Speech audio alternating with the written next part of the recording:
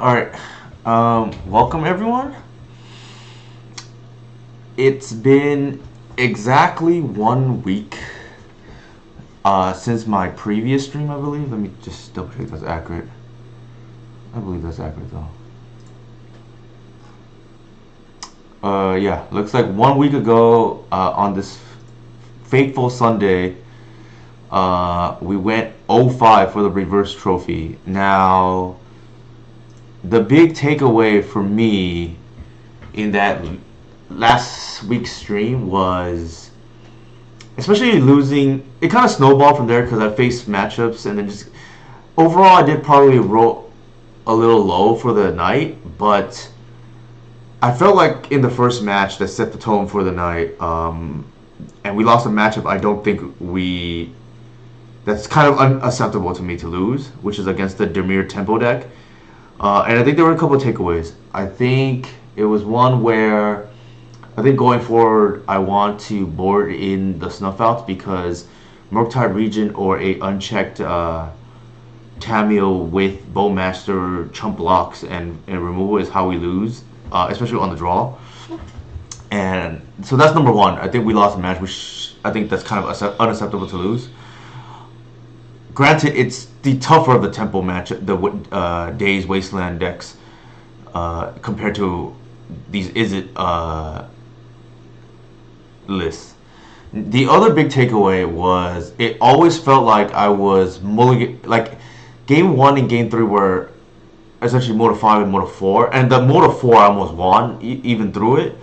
But to me, and it kind of checked out recently that it felt like I was mulling more hands due to 4 or more lands compared to not having enough lands, namely either 0 lands on the draw or 1 land on the play, which is not ideal. Sometimes I'll keep it depending on what the rest of the hand is, but it felt like I was mulling more because of 4 land hands than not enough lands in opening hand. And a day later, so 6 days ago, on Monday,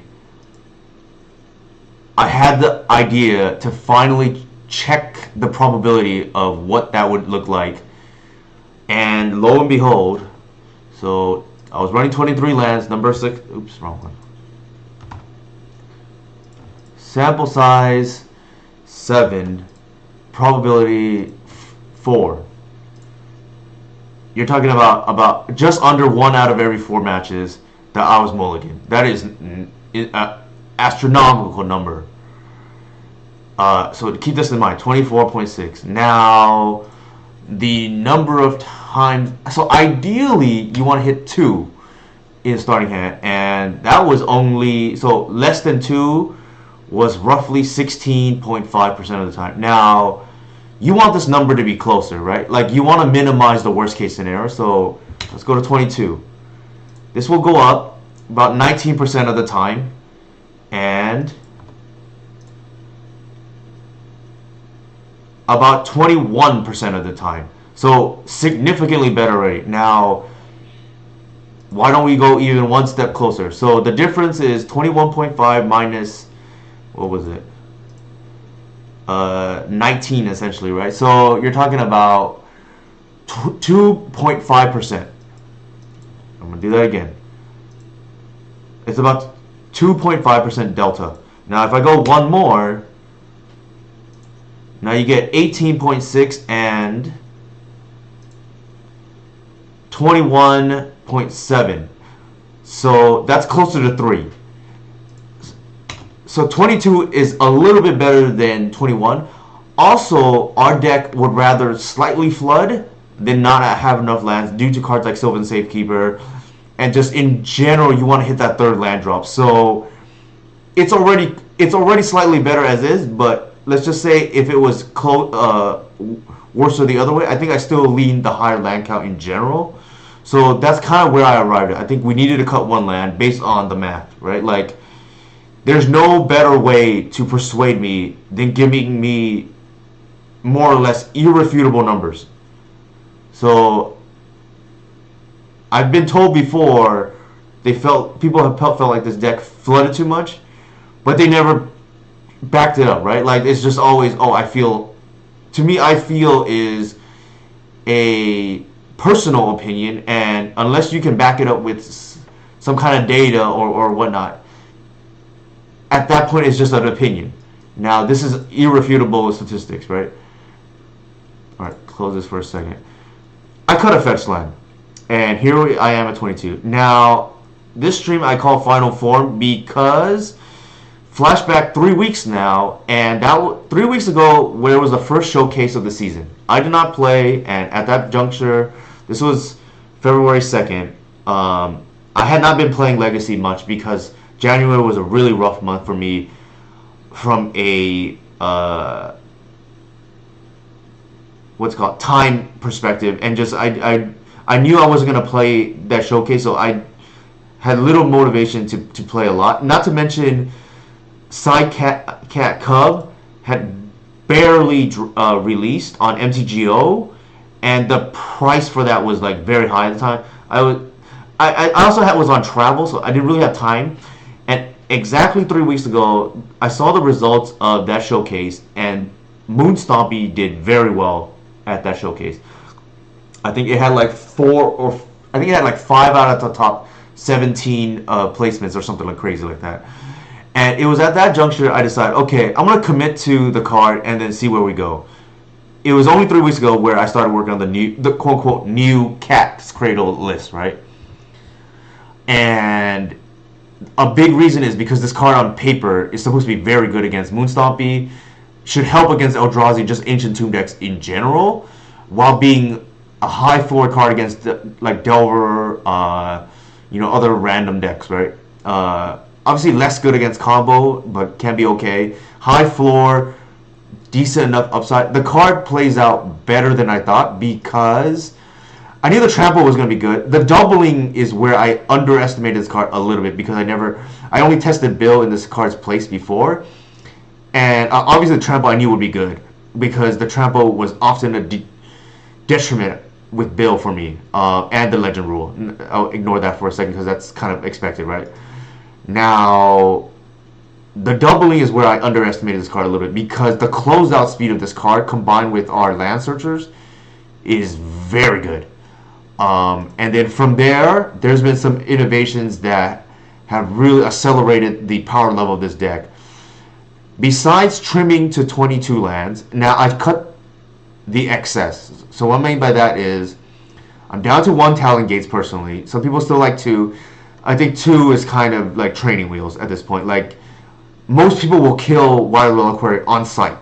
Like, it's a must counter or you lose the game if you're a fair deck.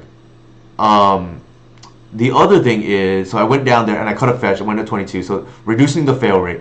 The other thing I did was, shout out to Upa, as he was the first person to mention this. Craterhoof Behemoth just did not feel like it was pulling its weight anymore, and I'd rather have one dead draw, right? Craterhoof Behemoth, I can pull back that hypergeometric calculator, was causing us to mulligan once out of every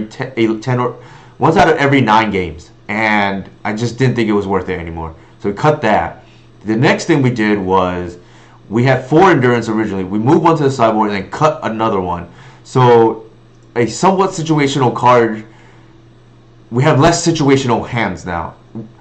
And essentially, the deck is way more consistent. You want to call it linear, sure, but way more focused in what it wants to do. Namely, there's 3 ways to win. Well, really 2 primary game plans, which is resolve Atraxa, or before that, in fair matchup, resolve a Wild Reliquary and untap with it. You probably win. Now, how do you win the games where we don't resolve natural? We don't resolve or don't draw natural order, or you Wild Reliquary gets forced, or they have removal for it. Obviously, we place 3 saving kill breeders to force this through. Now, you don't always draw it. And then here's where Cat comes in. The closing speed of this card and the fact that we have 8 solid now 2-drops. Fiend Artisan just wasn't cutting anymore. It's too slow. And Keen Eye Curator, while okay, slow against decks like DNT. Like, it doesn't turn on that quickly. This is a much faster clock. Granted, you don't have the utility, but that's okay because there's a little bit of redundancy anyways because you have the 4 Reclaimers and the Wild Reliquary. Now, I had cut down to 3 to fit the cats, but I made room for it again by cutting the 3rd Endurance because I think this card, being a 1-drop, turning on your cats, just low opportunity cost compared to the Endurance. And that's when it occurred to me also, before I even did this, with the higher threat density of this deck, namely we have 8 quality 2-drops now, I think, and fewer, Cradle of Behemoths, I want to play the full set of Once Upon a Time. Just like reducing the fail rate again. Hey, how's it going, Jonathan? How's it going? And then to the sideboard. Now, with only 5 cards to board out against these tempo decks, I think I just only want 1 Endurance. And then I just like play the better sideboard hate for Graveyard, which is Fairy Macabre. And then the rest. So this innovation here, Saga plus Needle, was something we added right after Eternal Weekend had finished because I noticed Mystic Forge was on the rise before the Bauble banning, and I just think the ability to turn Wild Reliquary and Reclaimer potentially into hate bears against Creature Combo or Mystic Forge is a big deal. And this was evident in our stream last week as well. Hoofy did get invalidated by fire. If you count this cat as fire, right? Like, it was already trending down big time because almost always you go for Atraxa, and there aren't too many matchups where you really need to put them to 0. Like, Atraxa is good enough most of the time. This means now we just have additional ways of closing out. Now, if you want to count this as a fire card, so be it. But yeah, I guess you can count. Yeah, I guess indirectly, Hoof got invalidated by Atraxa because I just don't really find myself going for Hoof that often. Like outside of super protected kills, like with Safekeeper and whatnot. But yeah, because also if they stifle you randomly, I'd rather have Atraxa in play than Hoof too. There's multiple reasons why you just go for Atraxa most of the time. All right. I don't want to spend too much time on the backstory, but that's kind of where we're at. And then I guess almost forgot. Now, I tweeted this out yesterday, but there is no one, and I really mean no one, I root harder for than my good friend Inigo, going by Runcor. Inigo, what I value about him is he will give me his honest opinion, and when he's struggling, he will tell me. When he thinks the deck is good, he will also tell me. Now, you can see a couple of my back-to-back 5-0s immediately after I made the tweaks. So, on the 18th and 19th, I think last Sunday was the 17th, right? So, it was literally back-to-back after the 05. So, I went 05 into 5-0, 5-0. And then, obviously, our good friend Curran as well, 5-0. And then Inigo, topped off a good week for us with a, top 4, I guess technically 3rd, performance in yesterday's challenge. And he played my exact 60, which I like, and the sideboard was slightly different. He played 2 Leyline of the Void to hedge against, Oops Off Spells more, which is a very good deck. I think, arguably a top 3 deck in Legacy. Definitely probably the most broken in terms of like turn 1 wins. And then instead of the Saga package, he has a 3rd Force of Vigor. So I want to shout out Inigo for sure. Playing what I would say looks like 71 of the 75, but Macabre and Leyline are kind of functional, and then functionally the same, and then instead he omitted the Saga package. All right, enough about that. A shout out to Inigo. All right, I guess we will try to show my buddy here, Jay-Z Jonathan Zhang, what Cat can do. Hopefully we don't pair into too much combo because generally, Cat shines more in the non-combo matchups, particularly Ancient Tomb matchups. But, I have been able to combo kill with Cat in some combo matchups as well.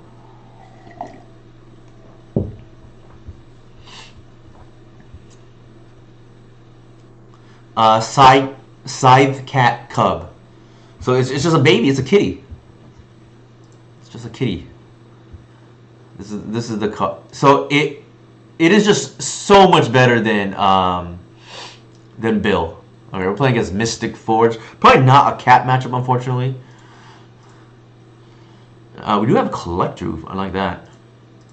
That's protected as well.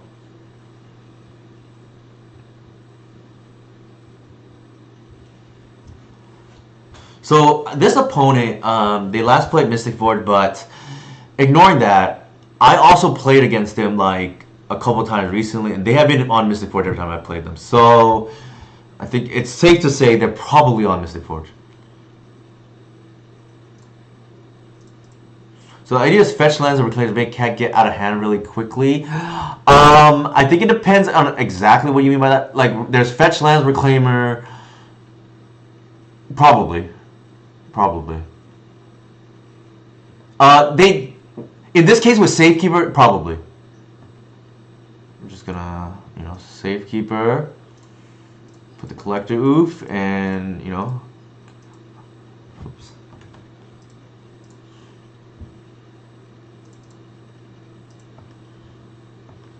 Turn 3 attracts it to me. It's kind of nuts, to be honest.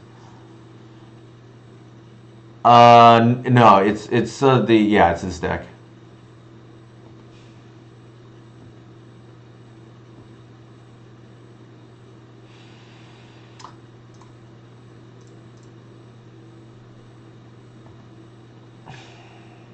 Actually, let's bash first because it's a 3/3, so I get the damage in. And then I'm gonna just put Traxxon in play.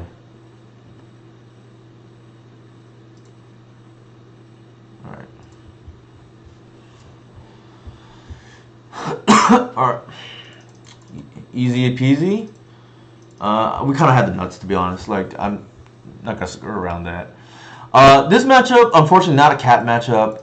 I think we want Snuff Outs for their, their nonsense. Their Flesh Raker, which I'm a card that scares me. Let's bring up the old map. Mystic Forge. Okay, Reclaimer's coming out. Talon Gates comes out. I think. Lair comes out too.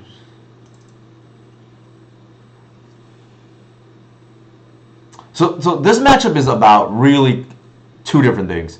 One, if you have Collective, force Sylvan Safekeeper through it and protect it, you're probably in a good spot. If you don't have that, hopefully you can bridge to Natural Order to attract it, to dig for it. Cat is... Actually, I want Seize in this matchup.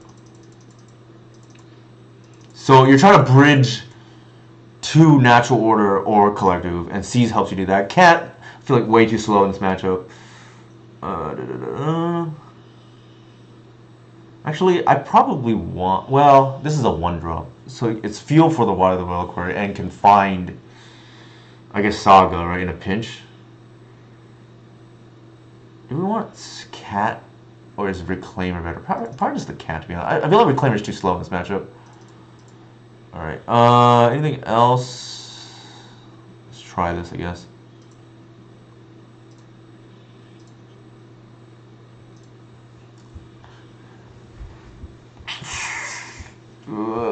Alright, this is a 6 already, kind of a 5, really. Because if I go turn 1, actually they're on the play. So if I go turn 1 Seize, our turn 2 is Lackluster. I think we have to mow this.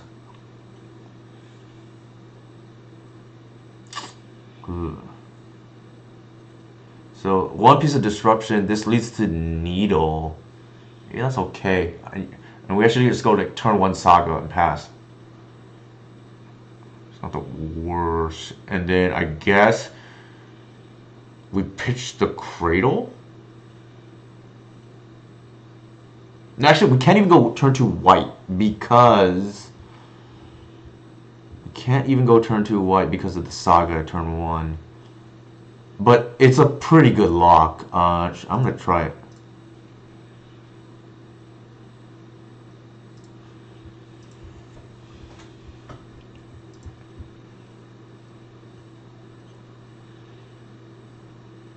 We have turn 3 Needle. If we go we lead with Noble. We have turn 4 Needle. Now it depends how good how we feel about.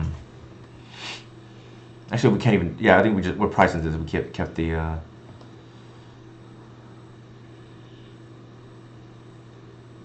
Sure. I think we hit it now. Question is what we pitch. I'm inclined to.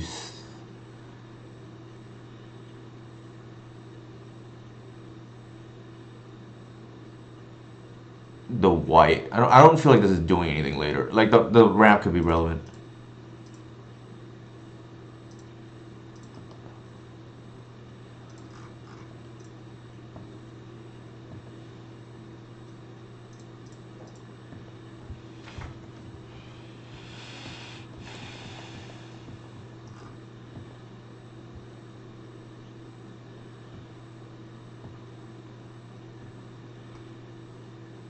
Sure.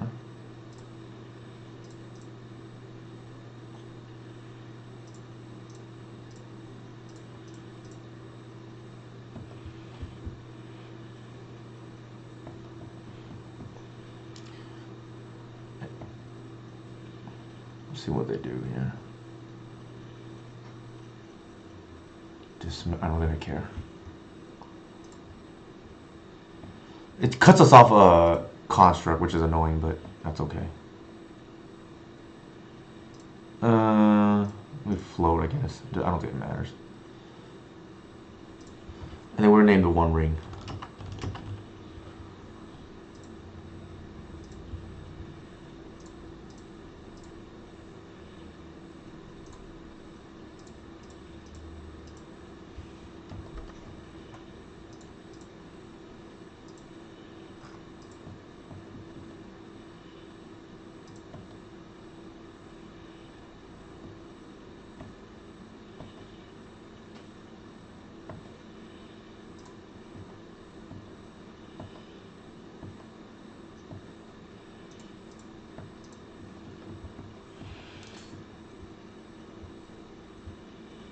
Wow, they're just missing no mana.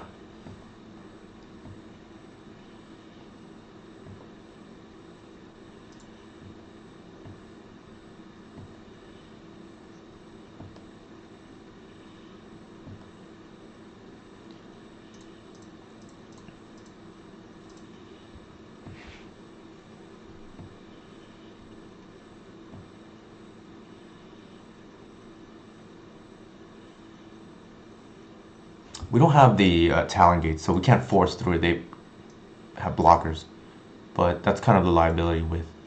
All right, cool, easy enough. 2-0 in what is on paper supposed to be a harder matchup too. I'm gonna go ahead and get use the restroom real quick.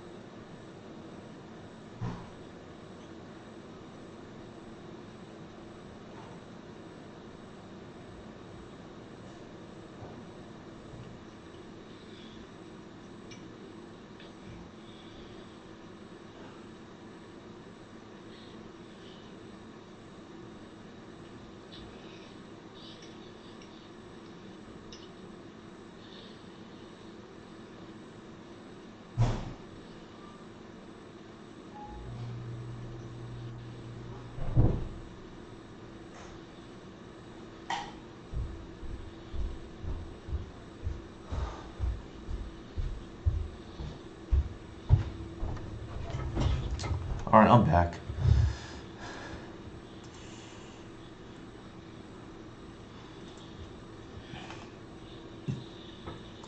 I think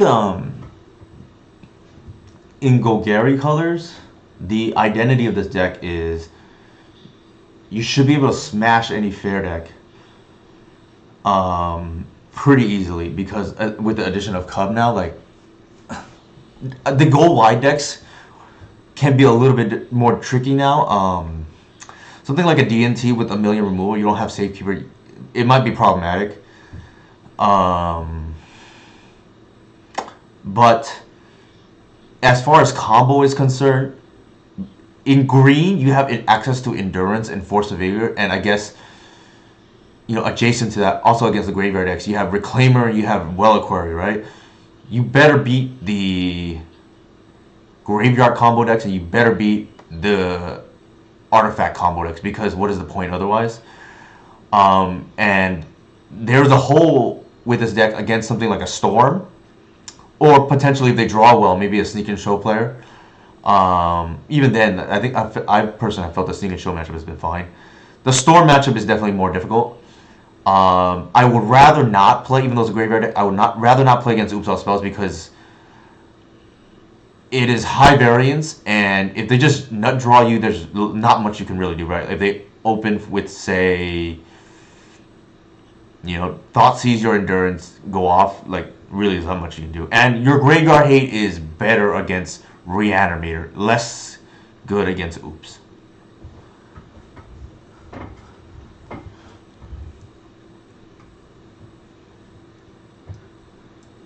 Hopefully that's, like, for those curious where the deck's metagame place is. I just think, like, we're outside of maybe Delver, and, you know, a lot of combo players will dispute this. I think take away Storm, and this is like as close as you get to like Combo Police. Between 4 Thoughtseizes, you know, you're good against Graveyard combo, you're okay against Artifact combo, you're probably not great against Storm, but Storm beats up on Delver anyways.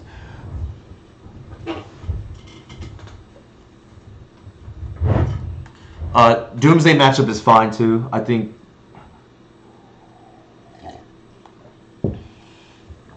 play against a Maverick player. Corridor here, friend of the stream. We're on the play. I don't really like. I wish we had one less land. I think we have to keep still, cause I'm probably keeping this on 6, right? Like. I'm like the goal. The hope here is they have a wasteland heavy hand, and then our lands will get mana. I mean, value that way. Dork probably. Yep.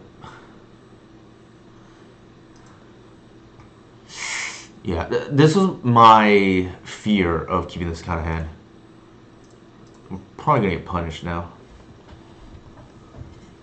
Hey Wally, how's it going? Yeah, my quote-unquote concept, not me, but you know, Inigo top for the Saturday challenge. It's funny too because I've been seeing people. Unfortunately, my Discord has been losing followers lately. I know it's the start of the new year, so people are cleaning out their Patreon, things like that. I know. So one of the comments I asked Inigo, oh, do you think people are just like down on this deck? And he said the numbers seem to support it. But the thing is, like, this deck is actually very difficult to play, and I actually think it's the most difficult deck to play in Legacy. And with like, I took a break in January as well, and then I know Mott's hasn't been playing, who I think personally is the best pilot on this deck.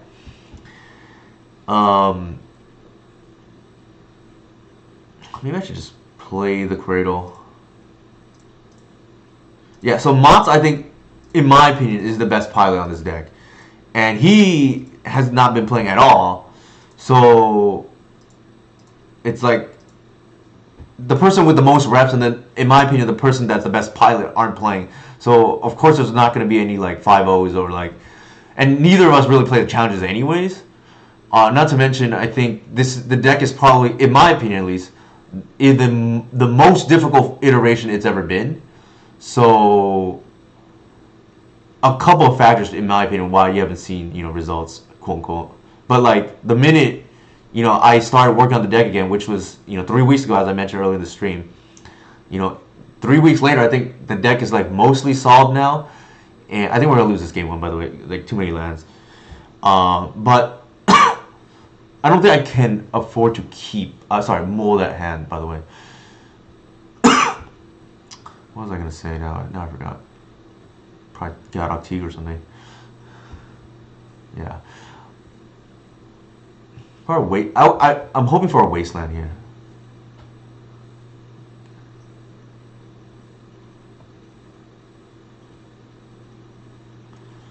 Yeah, so that's the thing, right? Also, some people realize it's difficult and they don't want to deal with that tax, right? And I don't blame them. I don't blame them.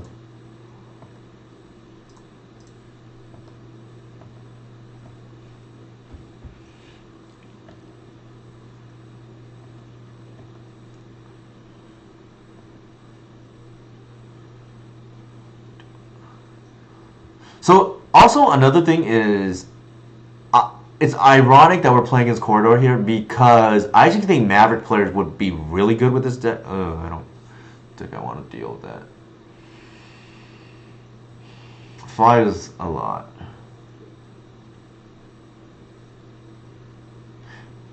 The mom can start pushing Knight through.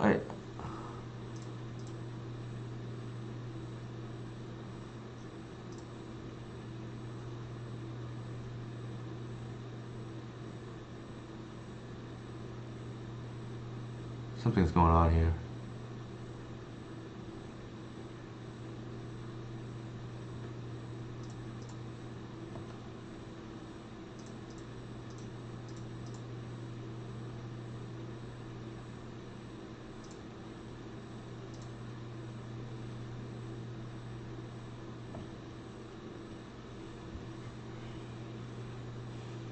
Oh, another white. Okay.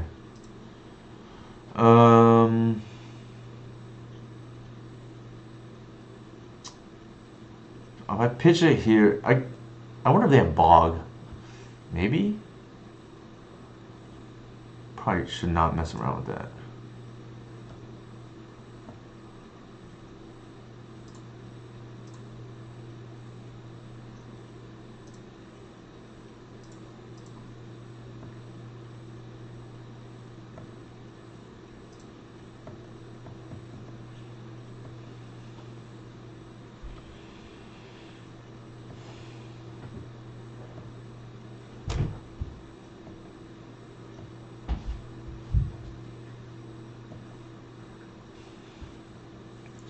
Hopefully this aggro plan here, like, will buy some time as we draw blanks. The layer might come in handy down the road, too.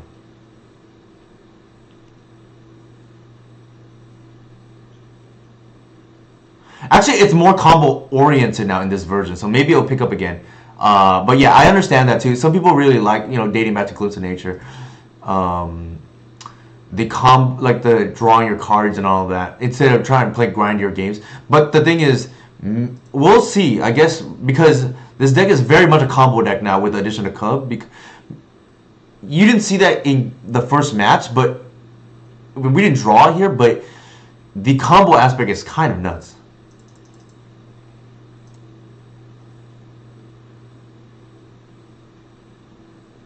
I think we do that.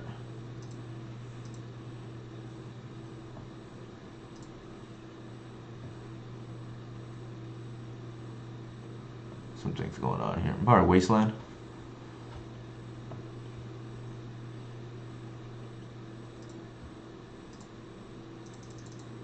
Side question: what is the build or PC you play on? I don't know how to answer that question. I'm not like super tech savvy for what it's worth. As crazy as that sounds, my wife's always surprised because I'm supposed to be an engineer. I just,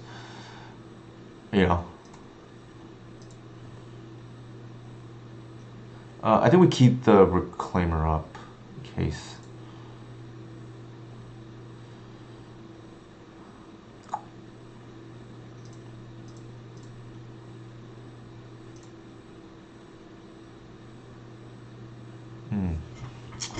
Safekeeper is pretty neat here. I could get another white. Will that matter?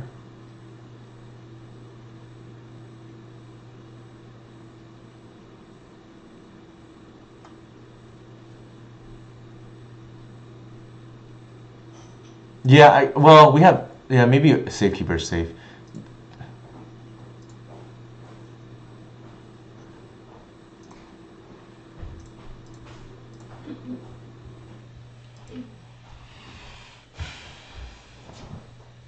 We can't attack with that active mob. It doesn't make sense to. Then we can protect the Atraxa that we're hoping to land down the road with Safekeeper, right, through Caracas. Sure. The Keen Eye is a little bit scary. It's a, you know, one more away from being a 7/7 trample.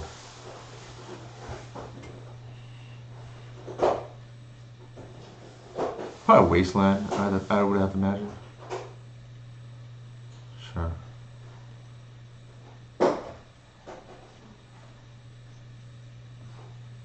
We have only one.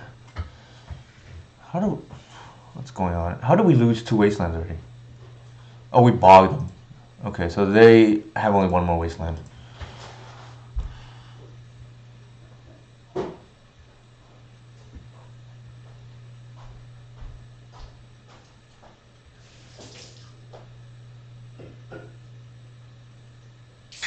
We just need to draw a green sun or a natural order, and I think we win this game.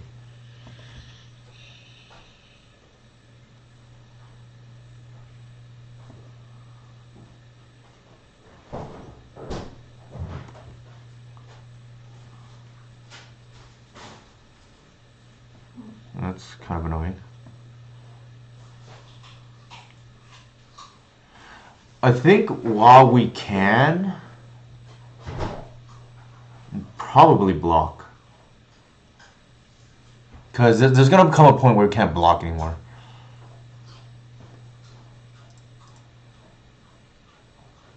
Actually,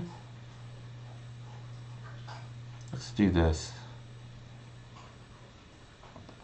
I forgot there's this line available.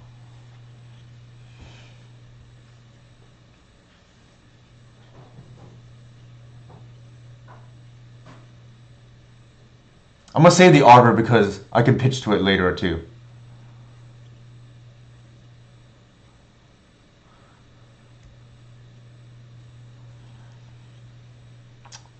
And I'd rather have the Arbor for extra mana because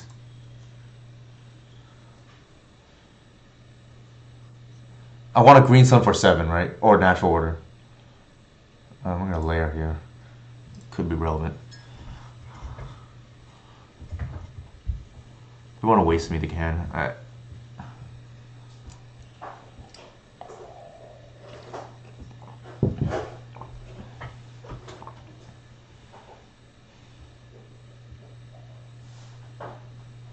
We're under some pressure, but we have a few turns. The bog like reset the clock a little bit, and then those lives are huge, but we have chump blocks.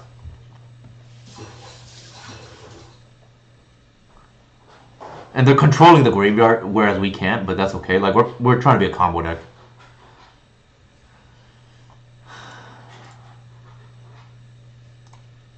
Sure.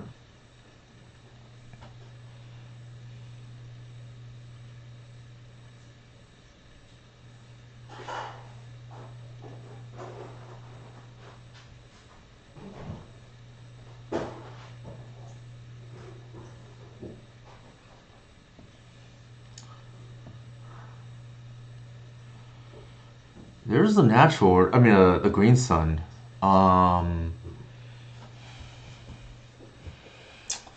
Unfortunately, like they have one more wasteland, and we only have one more corridor. So 1, 2, 3, 4, 5, 6. We're 2 mana short. And we can't attack, so we'll just pass.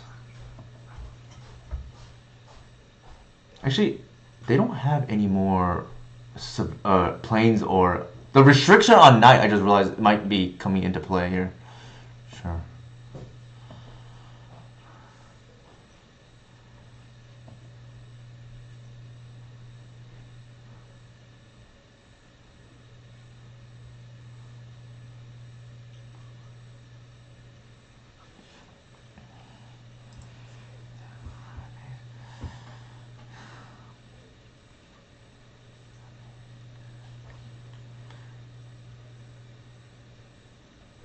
Ugh, I can't even get... Well, I guess I could, but...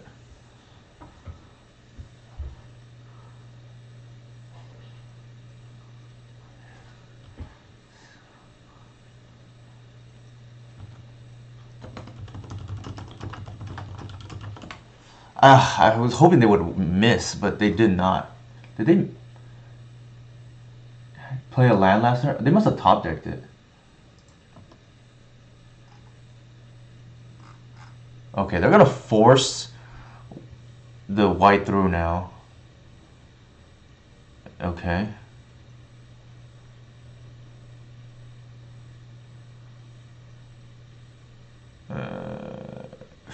Okay, there's nothing I can do about that.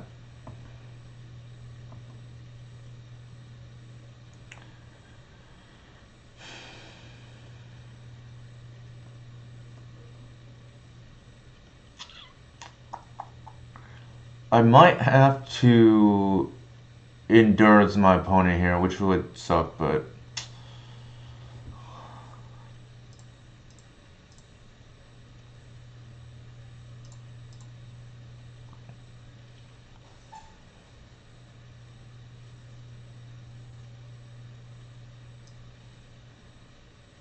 One, two, three, four, five, 6 lands.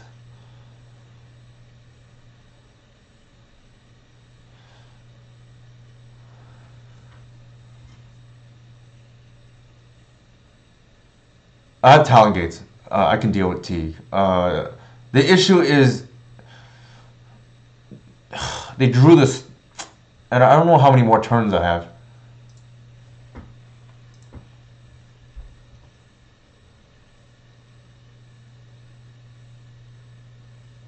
They want to waste if they can.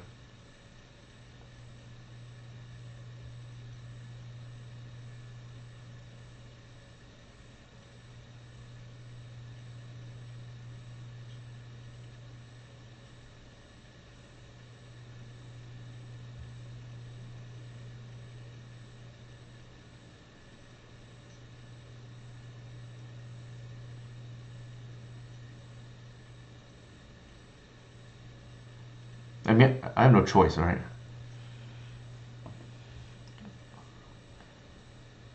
Wow, okay, they let it through. So that's 5. I have 9 already, so this is kind of free, I guess.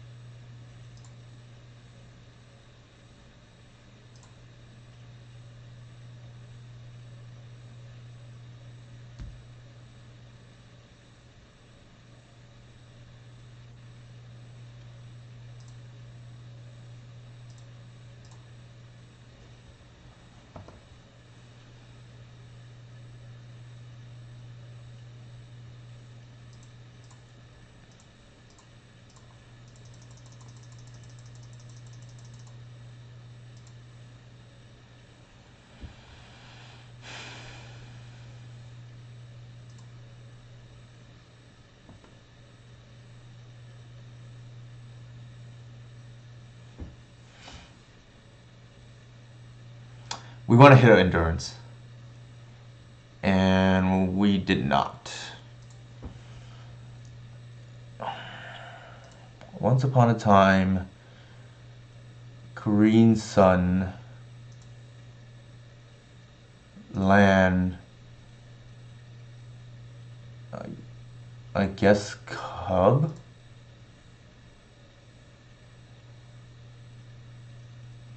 We didn't play a land drop, did we? I don't think so, but we're one short for the, we gotta dig 5 deeper with the Once Upon a Time, otherwise the knight is gonna get through because of the mom.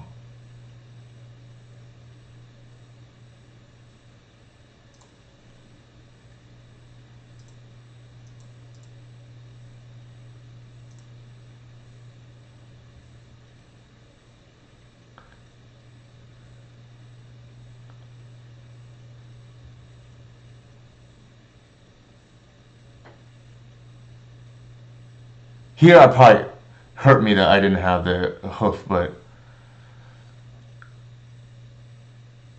oh my god, I cannot find the endurance.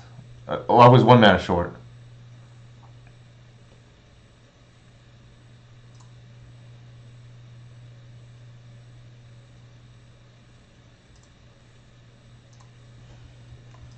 Yeah, we're just pass. I think we lost, if they know what to do. We needed to hit the endurance, then we did not. Pass. I thought we were going to steal this game, to be honest.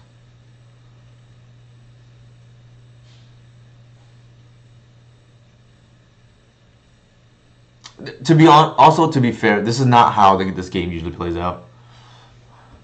We flooded a little bit, and we probably almost stole this game, and then we didn't.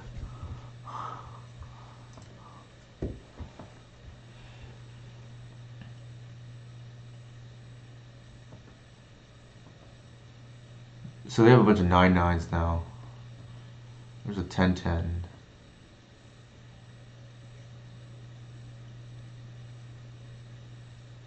How did they get another? Oh, the wasteland was in their hand. Makes sense, I guess. Sure.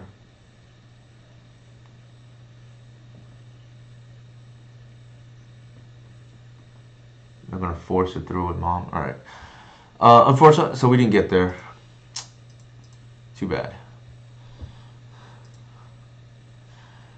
All right. That's okay. That's again. Usually, endurance is not good in this matchup. It just happened to be good there. I can live with that. We also didn't draw the best until it's kind of late. One thing I like about 4 Reclaimer again, and I was playing 3/3 Safekeeper Split, was it makes matchups like this map a little bit better. So I really don't want to board this in against fair matchups. And I do it in an emergency if I have nothing else. But my preference is not to, and this allows me to do so. Needle is a trap, I feel, as well, because for the same reasons why some of these other cards are not good against Wild Reliquary, because it still attacks for a lot. Same thing, like if I needle a Knight of the Reliquary, it still attacks pretty well.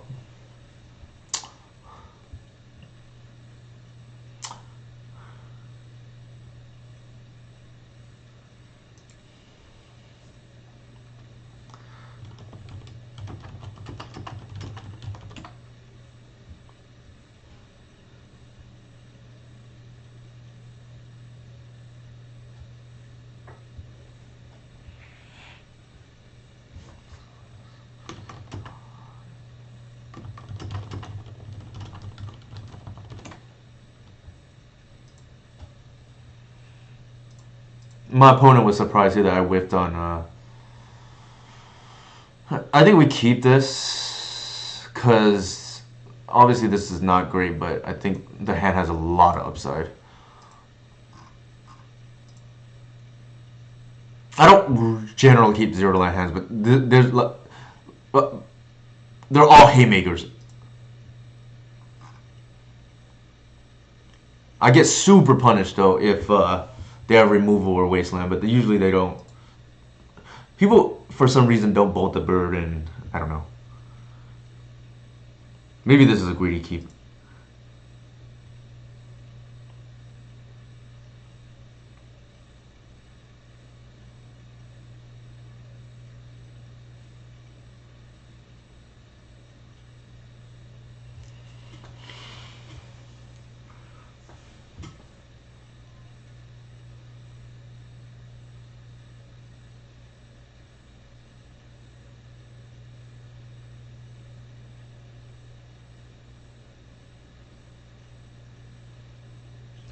Brain farted there. I was supposed to, yikes. Okay, I just got, my hand's suddenly a lot worse.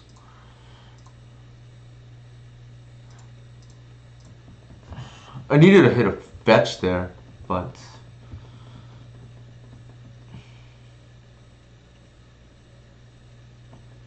they soared here, we're probably in trouble. Nope.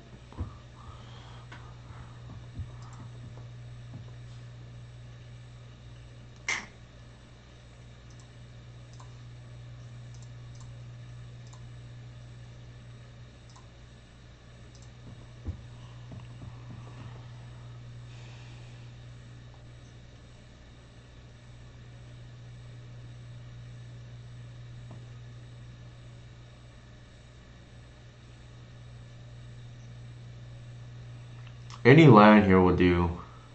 Then we have a tracks on board. Alright, they probably have to waste us. That's okay. They know we have to count of 4.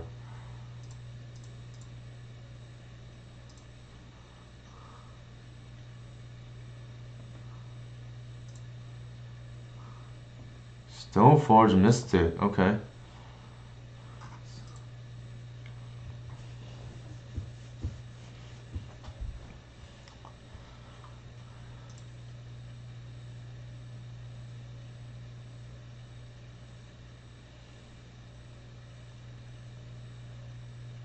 If I get a fetch land here, I'm tempted to snuff out the dork. They don't have any mana.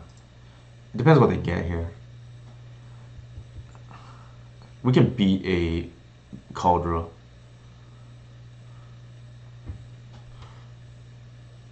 Umazawa's Jite, sure.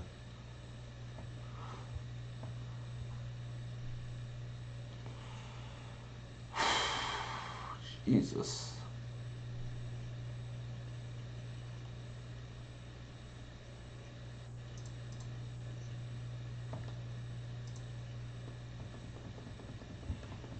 I think we need mana desperately here.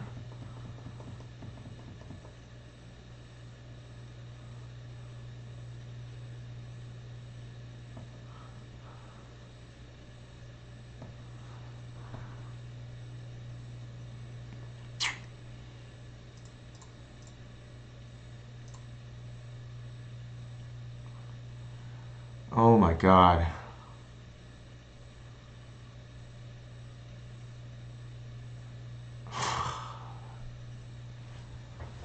Jesus.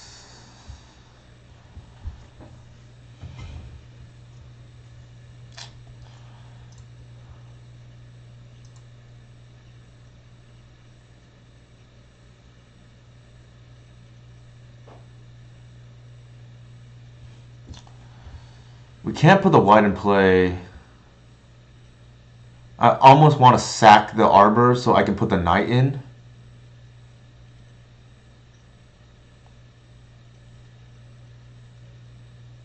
The GT is gonna be... I cannot believe we missed off land here. 2 times, essentially, off the Once Upon a Time.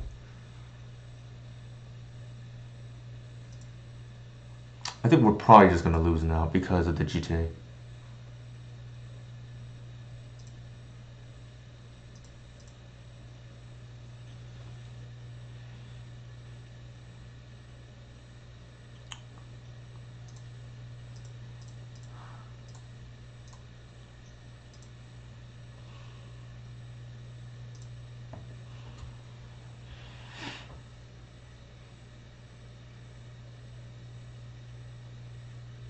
Good pass, I think. Very awkward play I have to make right now. Because we didn't see a fetch land. Off the 2 Once Upon a Time. Well, I guess to be fair, the first one got a different land, but... Oh my god. Okay. Don't tell me they have another land, please.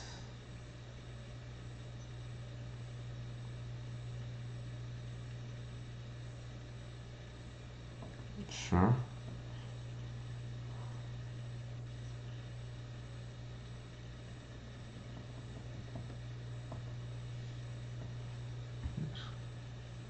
Interesting that they chose that line. I think we bash first.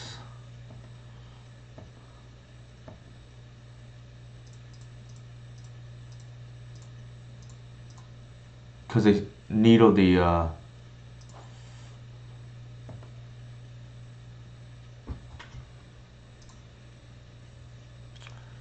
snuff. Actually, do we want the snuff out or do we want the once upon a time? We have a cub already. I think I want a reclaimer. The hierarchs I don't think do anything at this point. Snuff out or once. I feel like it's snuff out. Upside's too high. Just pass. They'll kill our hierarch, but that's okay. Hey, Lone Robot, how's it going?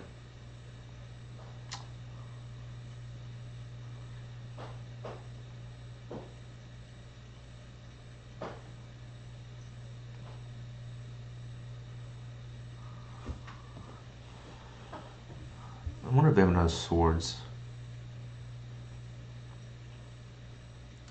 They can kill a hierarch, and if they tap out, that's probably okay. Path? Are you kidding me? And I have to, both my forests in play? It's unfair. Unfair. Ah, they're missing land drops. Alright, I feel a lot better now. I feel significantly better about this game.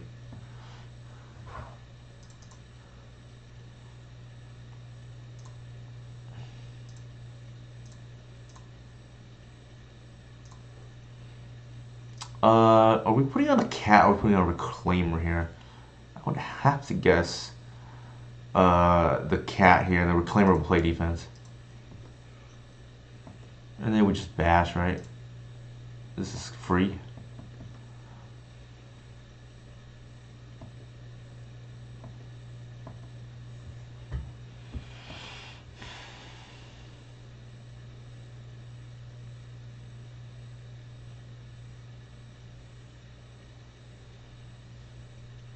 We probably should have killed the Stonefisher if for some reason they had Cauldron in hand.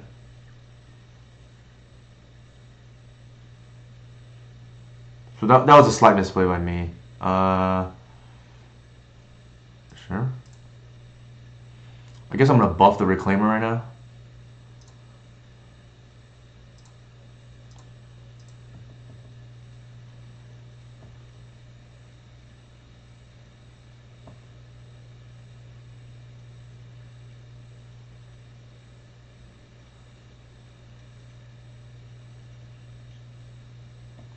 What's with all the needles? They're gonna. That's fine. They needle the Reclaimer. We're gonna start bashing with the 5/6. Sure.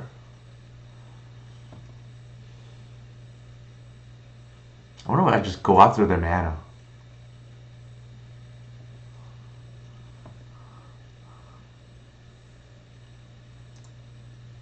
Probably. Cause yeah.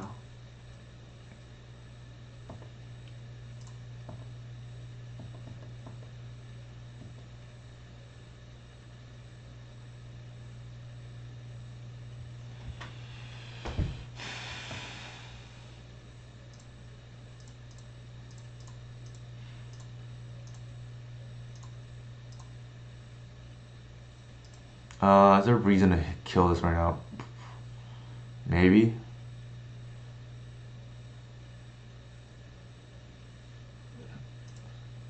I'm gonna feel so bad if they had like the Cauldron randomly. I don't think they do because I feel like they've cut those from their list. I'm gonna gamble here.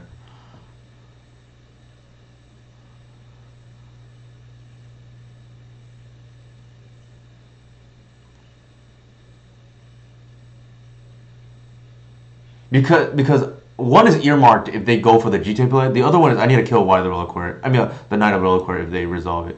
Sure.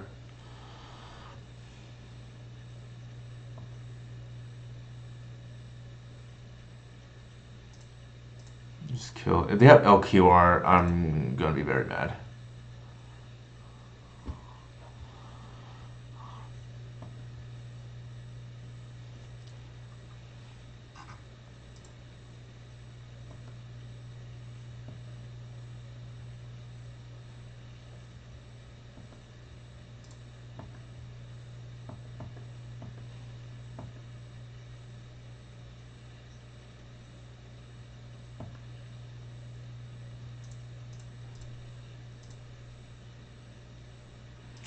Question is, do I kill this right now?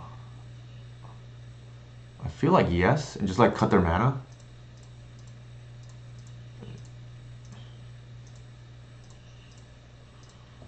Like they have what they can do. What can they do with 2 mana? Just F6. Yep.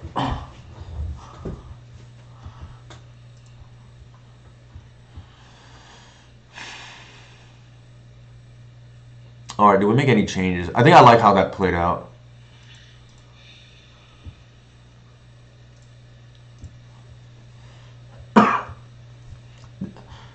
When they equipped and I snuffed out their equipment, like that's just. This is why I play 4 snuff out. It's completely broken when it's good. Hey Mike, how's it going? Keep. Ooh, this is a little awkward because my lair is gonna be tapped. Yeah. Ugh. My lair is gonna be tapped now. Actually, no. Thank you for the top deck hierarch.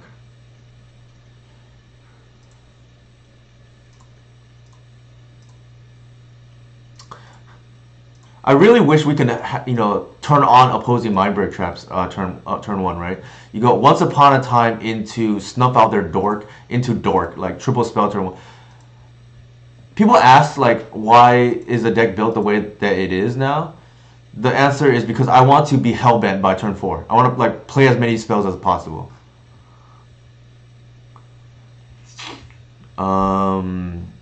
Do I just double ramp here? I'm a little bit nervous about God Teague.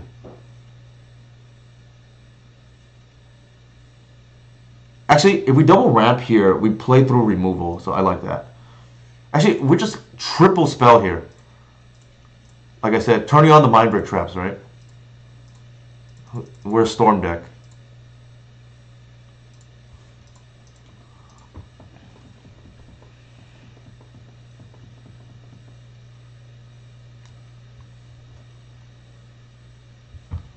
Yeah, my goal turn 4, empty my hand, is going accordingly. Right? I just want to like play more spells than they do by turn 4. Sure. Might be over here. Yep, it's over.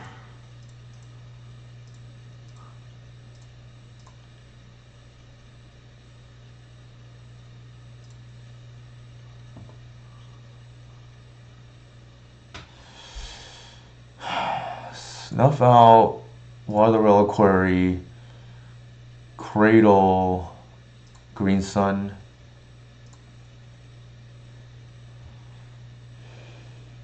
Question here is, do I kill the mom or do I slam a white?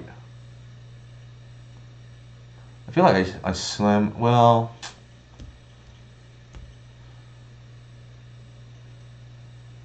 I can't even cast the white. I would have to like green some for it. And then I'm going to green some for it. I might as well green some for Safekeeper, right? But then the snuff out is off.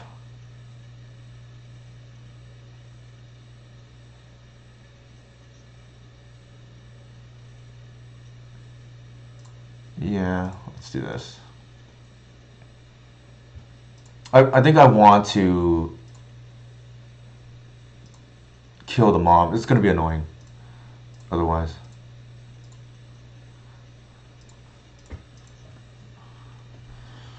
If they spend mana to kill the Atraxa, I think that's fine.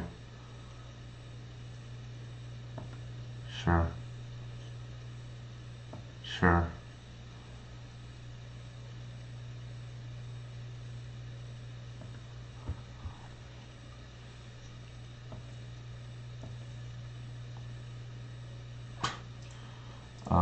Okay. I think I just go after the mana, right?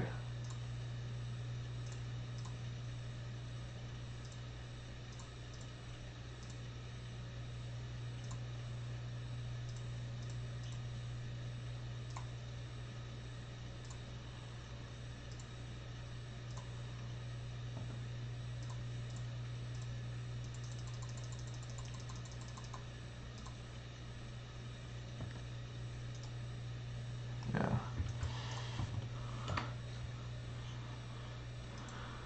Alright, so go again, like just massing out spells by turn 4, just trying to empty my hand. Alright, I'm gonna take another quick restroom break.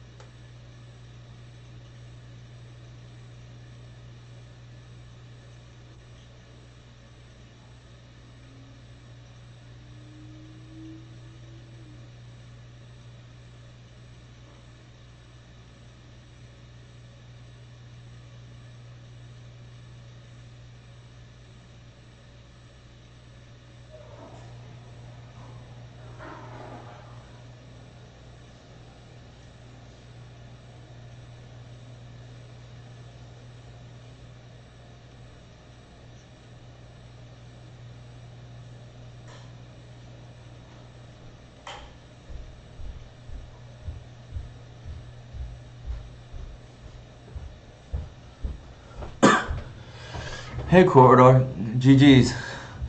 Some rough breaks there for you, missing land drops that game 2, I think it was. I don't know how many lands you're playing, but what's it called?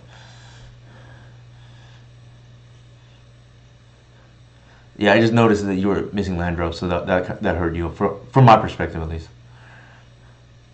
Good games though. I always tell them, you probably weren't here in the stream, but I feel like Maverick players are decent pilots with this deck because they have like superior combat skills. I think I'm playing against Eli.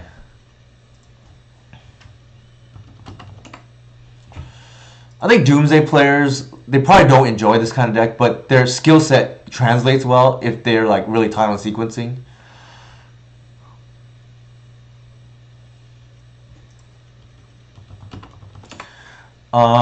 This hand here is like kind of all in on Once Upon a Time hitting a dork, so I'm gonna mulligan.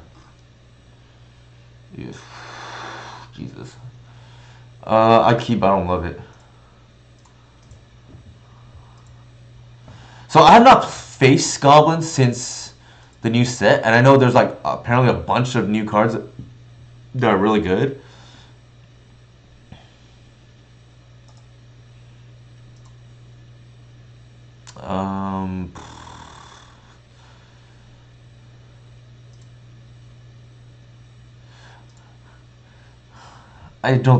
I feel like I can't allow this to resolve.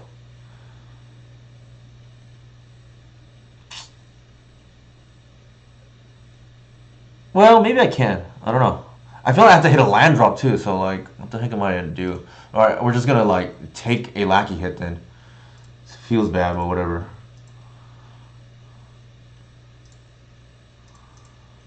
Alright, we're just gonna brace ourselves. We just might lose the game on the spot here. Yeah, I mean, one of them I think we had from the beginning. The other ones we drew into. Okay, it didn't matter. They would have killed the safekeeper anyways. Well, sort of. I guess we could have pitched the land, but then we just lose, right? Alright, we're just dead here. We put like Muxes or something. Or that. That's like pretty bad too for us. I don't think I love this matchup on the draw. Yeah, I don't think I love this matchup in theory. Atraxa, so we're probably gonna have a hard time connecting outside of Atraxa. You can't have natural order every game. Like these are the type of strategies I think that the new list may have more of a problem with. Granted, we should be better against Fury with 4 Cubs, but we need to be on the play, in my opinion. Jesus. We're just, yeah, I don't see us beating this kind of aggression. And we're just kind of taking, right? Like, I don't think we just play defense. I don't even know what this does.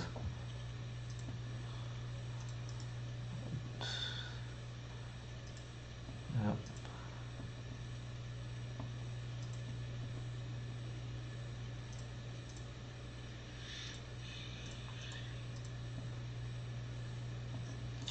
Yeah, I don't think we're winning this game.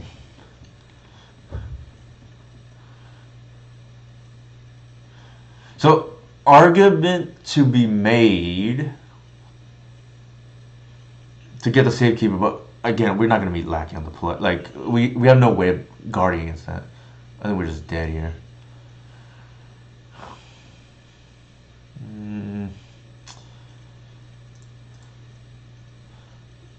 Yeah, we're just... This is like a million damage already. 4, 9. Yeah, we're not winning this game.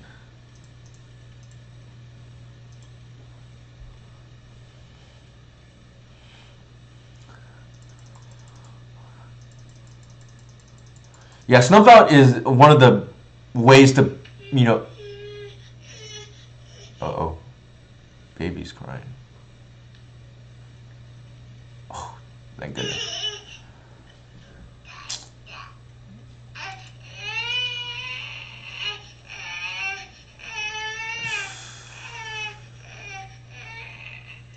I don't think we put in conjuve. Alright, shoot, baby's crying. Sorry, one second.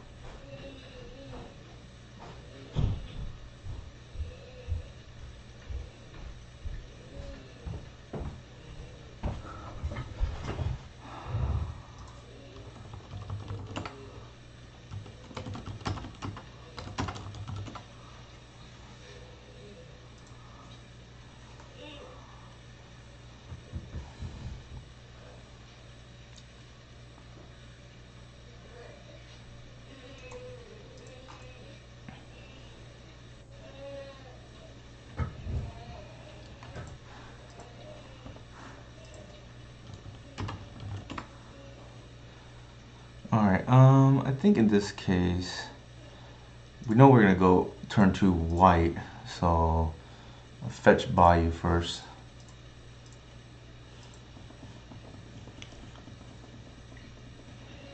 Actually, Lair might have been better first in case they randomly baseline us. So that was a misplay.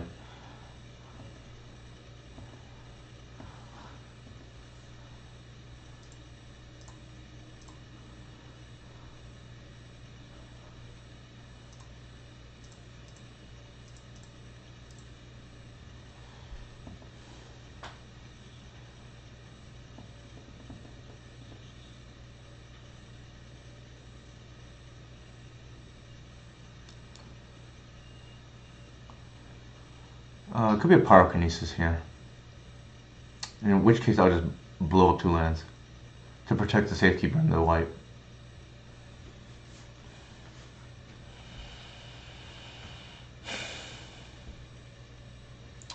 Yep.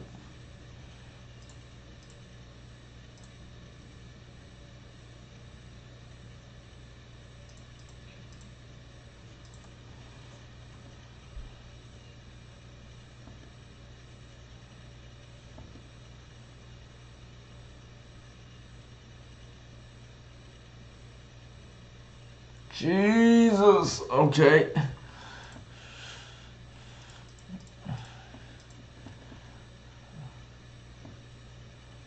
Alright, there's nothing we can do about that. I'm gonna force through something crazy here. Or not. No trigger? Wow.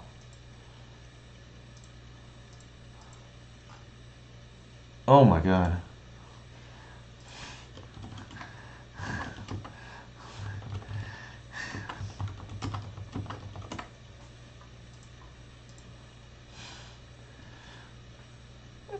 That would have been funny. I think here we need to trade before something very undesirable happens. I think we need to trade before we get got here.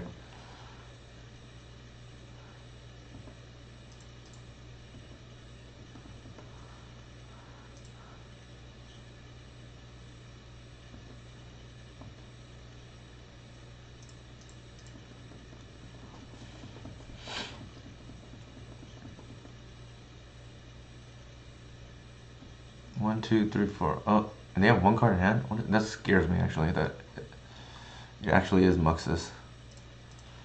I think I just bash? What could it be? They don't only have flash threats.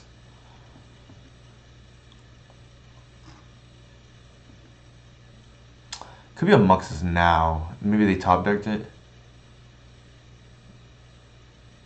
Sure. I don't think we can allow this to live, to be honest.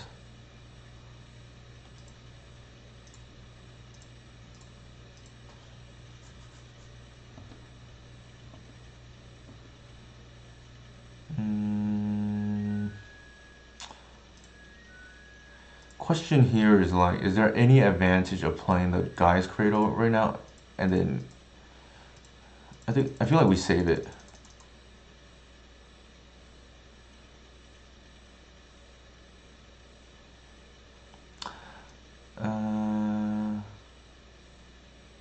Yeah, sure. We save the guy's Cradle. Benefit, the downside is then we don't, what is it called? We can't block the Bombardiers. Uh-oh. That's gotta be a Muxus now. Oh my god.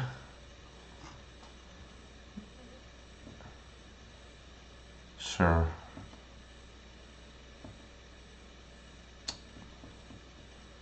Well, to be fair, they can just blow up the thing and kill the white anyways. So I guess it didn't matter. Yeah. It's a bummer.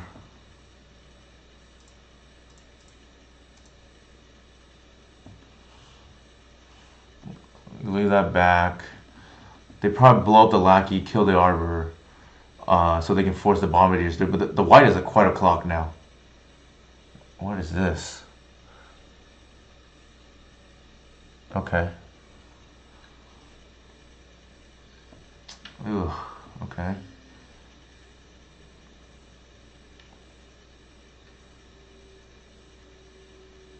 Smart.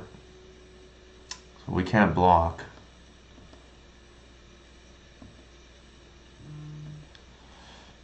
The good thing is we have a hell of a clock.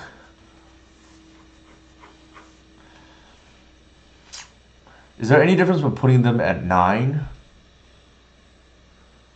from the cat? Probably not. I think we just bash, clock them for 8. Maybe they don't block, I don't know.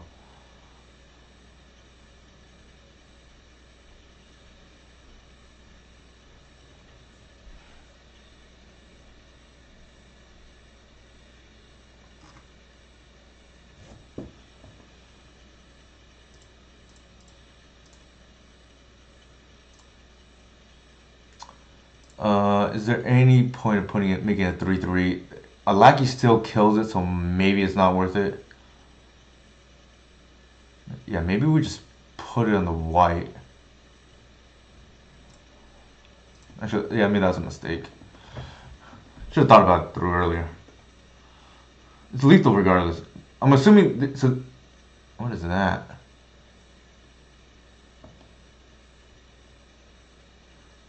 Sure.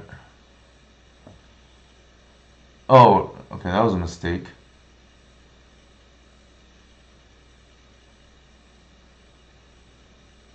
Yeah, I should have put on the cat because I forgot about this thing here. And there's no point of the white, being a 9/9. It doesn't matter. So that was a mistake.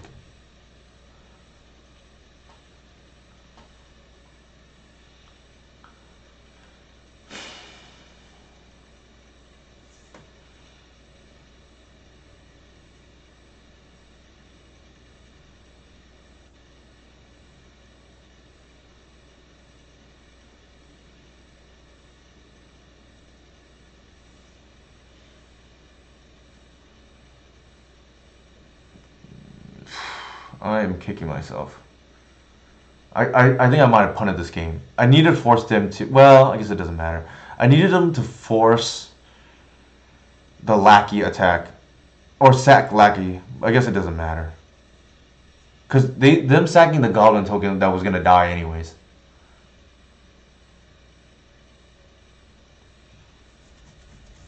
Right? Because this is a 3/3. The sack that the goblins are gonna kill the cub.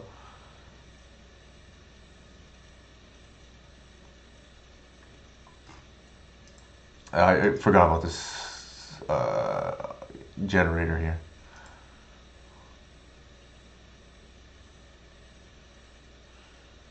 Yep.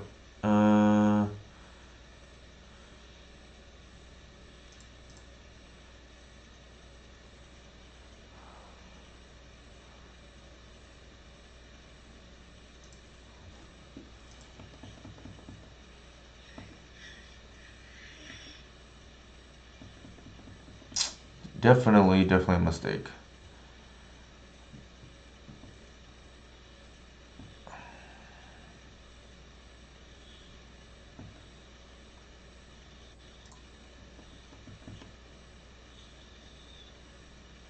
Yeah, see, I gave him extra chump block because of that.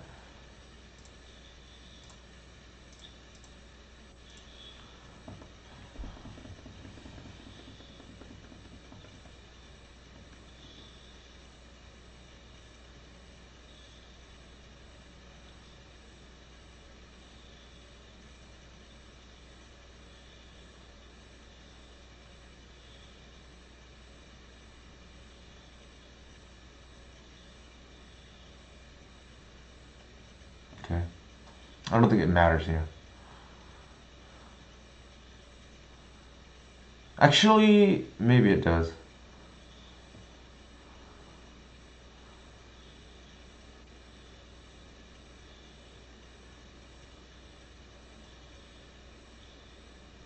Maybe I'm supposed to phase out the bombardiers there, but again, I can't connect, right?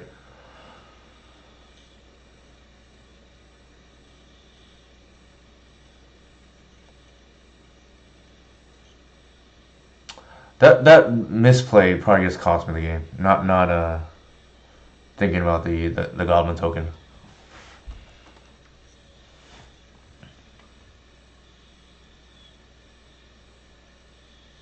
So this hits for 2. They have.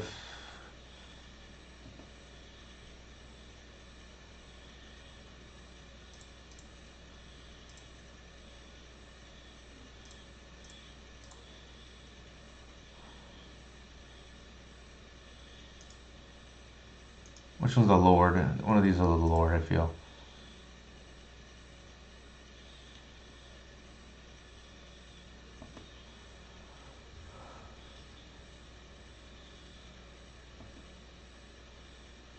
Oh, now we're just dead. That was a mistake by me.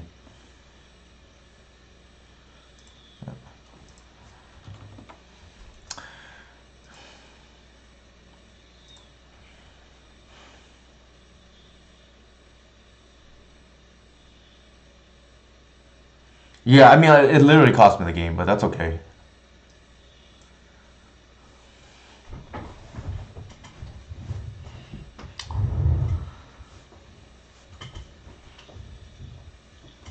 No excuses. Like, I just. This is the first time I play against the new iteration of Goblins, so there's bound to be growing pains. So better here than, when it matters, right? Like, now I know about it. I didn't think about it because, well, for one, I was already lagging. Hey, Eli, yeah, thank you for your patience, by the way. What's it called? Baby was crying earlier. You could hear from the baby monitor here. Luckily, the wife picked up the slack. As she knew I was streaming, and did look like he was gonna go back to sleep anytime soon. At least quick enough for me to continue the stream. I made that small misplay by not realizing I forgot about the token generator, and if I had remembered, and I should have done this anyways. I should have put the 1 counter on the cub because I gave you an extra chump block as a result. I think I'd probably still lose anyways, but maybe it's closer. But yeah, that was kind of the big takeaway. The not putting the count on the cub allowed your. Yeah, then you throw laggy, but then your one token suicides into the knight, so you're down 1 chump block. But I agree, as I said earlier, I think you probably win anyways. Like I said, because if need be, you still had a few other chump blocks. It's just that accelerated the clock 1 turn or slowed me down 1 turn. Maybe that's the better way of putting it. So, but good games though. Like I said, I believe you probably win anyways. It just would have maybe made it a little closer.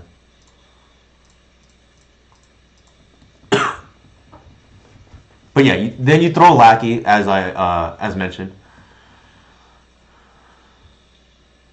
I see. Yeah, it was unfortunate too because I kind of had a feeling Muxus was like your top deck because you still had 1 card in hand and you had 5 mana. I was like, what? I don't think that's another land. So it's possible you top deck the Muxus, but maybe my read was wrong. Yeah, okay, that's exactly what I thought happened. Based on the context of your hand. Okay. I took the Cradle. Maybe that was greedy. They daze here, so what?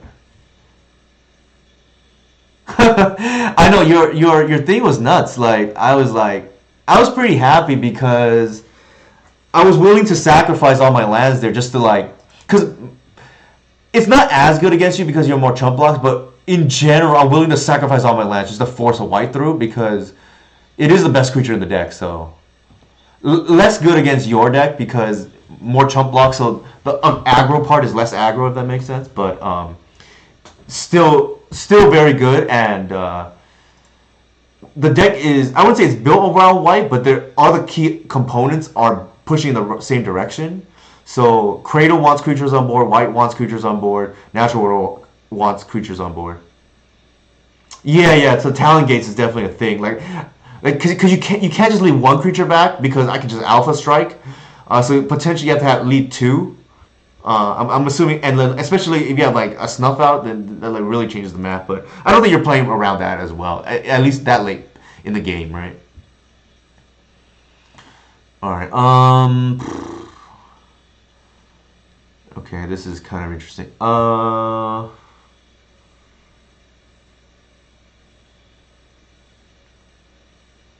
feel like we just slam white here, and if it resolves, we probably win. Like this is the must force right now. Thank you, Evan, for the raid. When did I cut hoof? Like last week.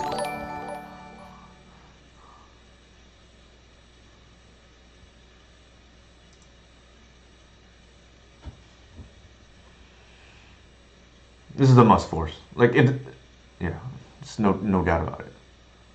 They lose on the spot. Sorry to hear that. Sorry to hear that. Thank you for the sub, Everin. What's going on here? Murktide Regent? So the alternative line there was like Cub into Once Upon a Time. Uh-oh. I think it is a Murktide Regent. Oh, it's that. Yeah. It's kind of annoying.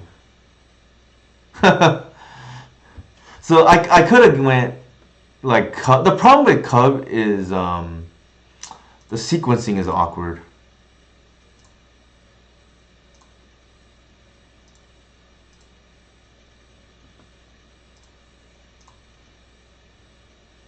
Ooh, Safekeeper's a hell of a draw here.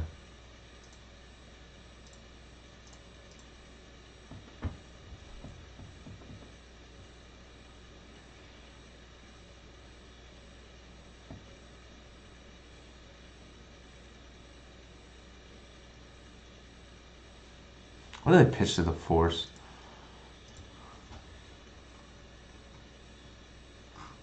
Yeah, like there's a part of me, maybe they like the sequencing, like I said, is awkward, right? Like if I go Cub into Once Upon a Time, like my next turn is not particularly great. I just want to like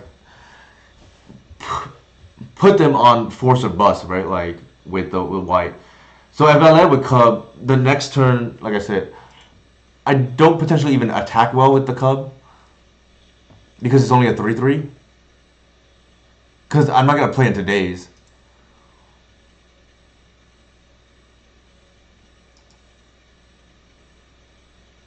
What's going on here? They can they look at this at any time? They must have it because why would they attack?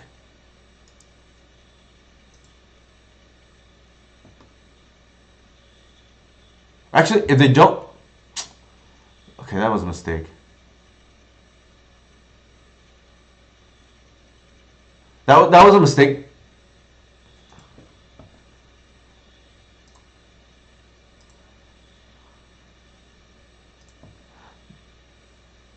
That was a mistake because if they have Bowmasters, then I could just like sack.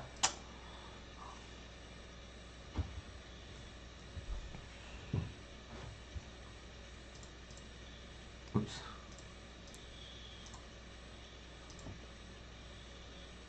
Yeah, I've brain farted there. I gave them extra 2 damage. I don't know why they attacked though. That doesn't make any sense.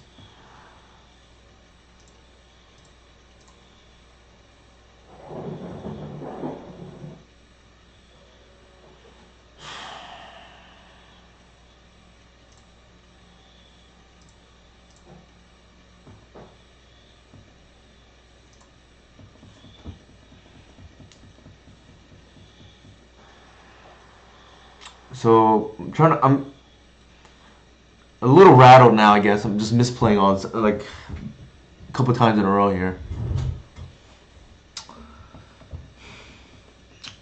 I should be at 13. They should have 1 less 2/2.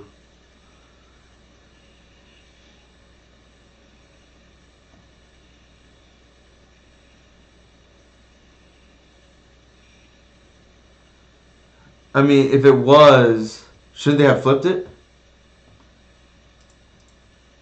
Like, I'm gonna call their bluff now.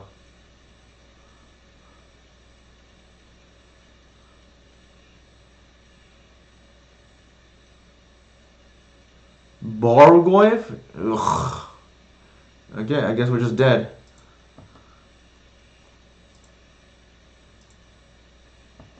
It's natural order or bust here.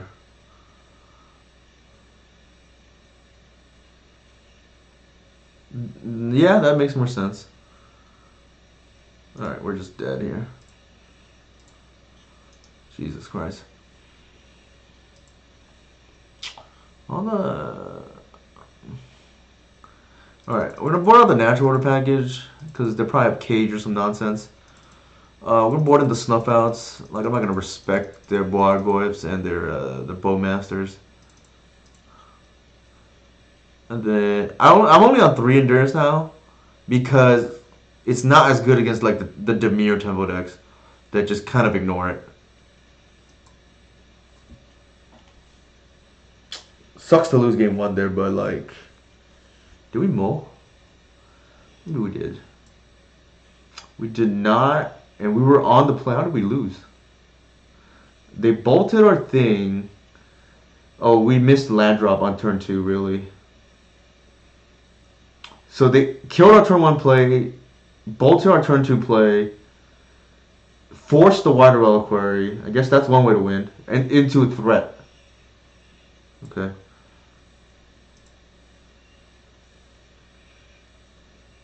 No, I don't run it for 2 reasons, or a couple of reasons. Keep.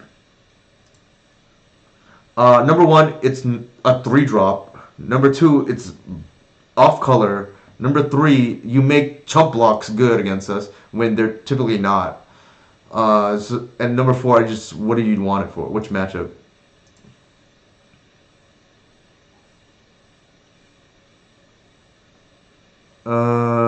I think here we're going Reclaimer.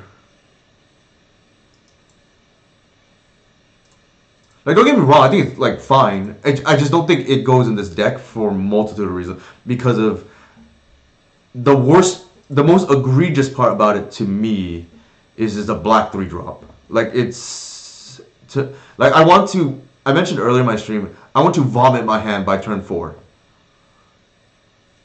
And it is countered towards that.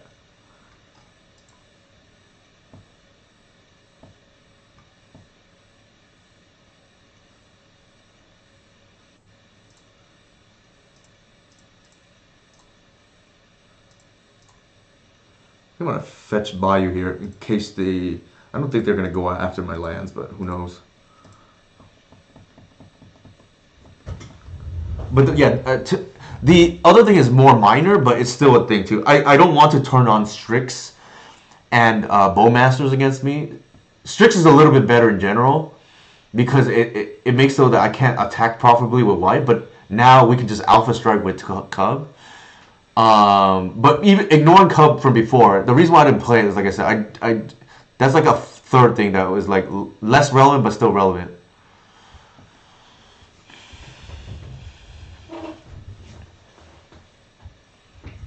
I'm gonna bolt the Rather Reliquary here, and then we're gonna bog them. Let's go. What's going on here? Whoa. I love that people don't bolt the bird like they're supposed to.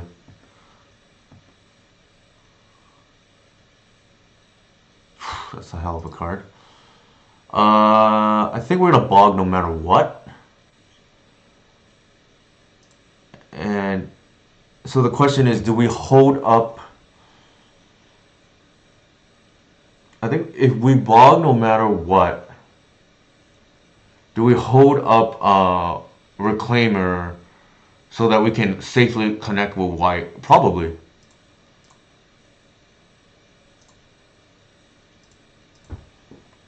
And if they want to bolt the Reclaimer, that's fine. That means the Reclaimer did its job.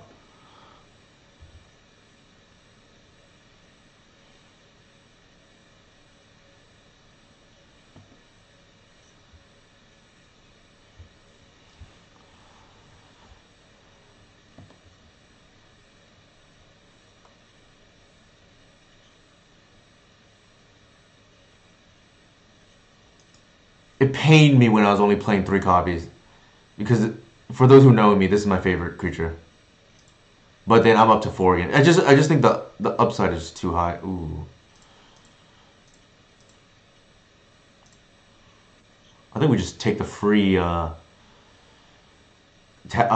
right here, right? The free 2 for 1.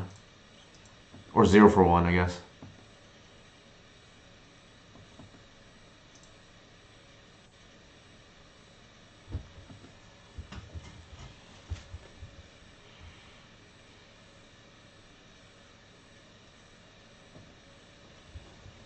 First.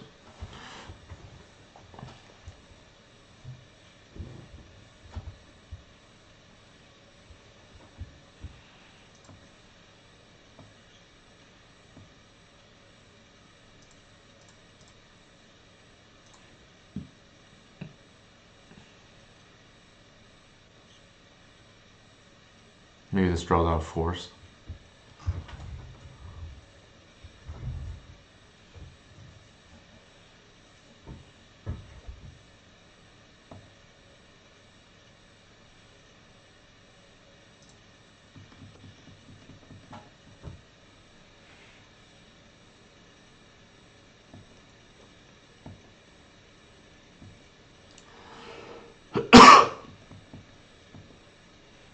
One sick line that I've done is without Talon Gates, let's just say turned off, right? And they bolt my white, I could snuff out my own creature to force the white to live. Sure. It's kind of annoying, but...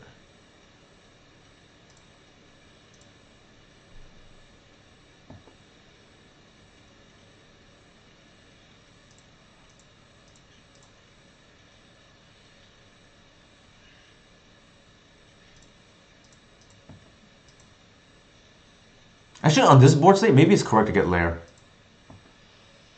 On this board state, it might be correct to get lair. But then again, then I can't do the shenanigans I need to do next turn.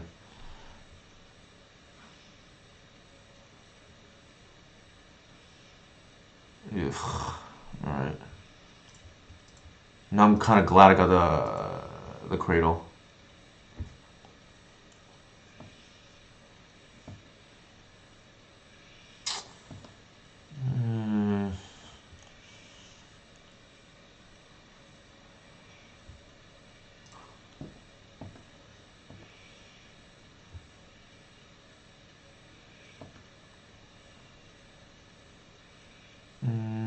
What am I getting here? Talon Gates is out. I guess it's probably just lair.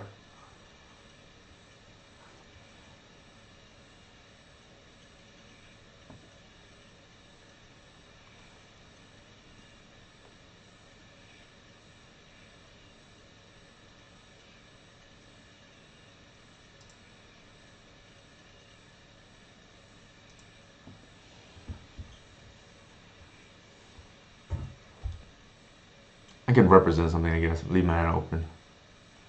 I'm pretty ahead in this game right now. I'm like triple snuff out in case anything happens.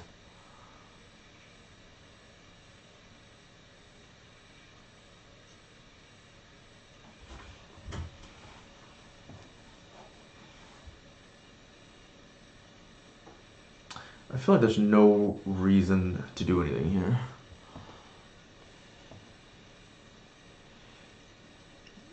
Just continue to bash.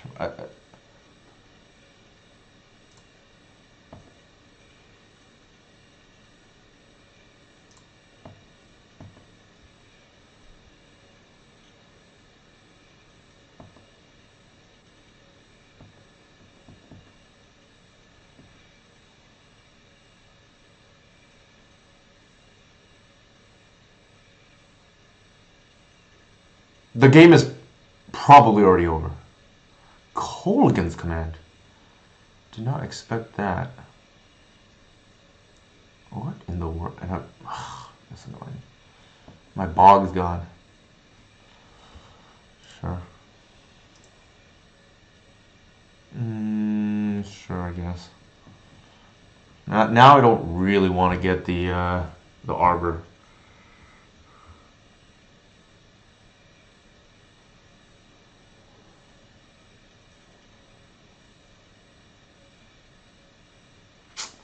is so annoying.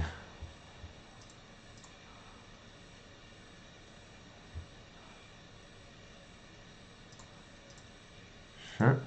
They're gonna Bowmasters in response. I'm gonna like float mana.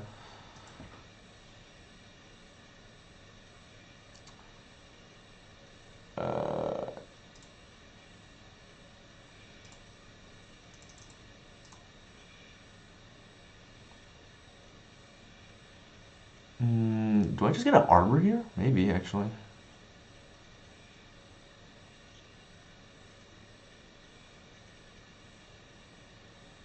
Do I get what's more relevant later on? An arbor or a lair?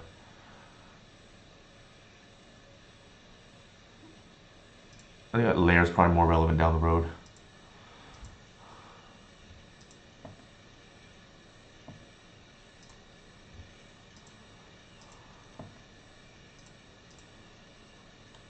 Also grows the white.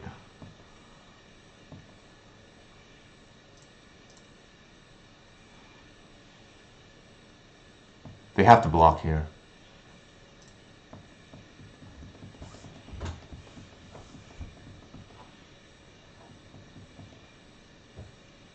Like I said, this game is already over. It's just going through the motions now.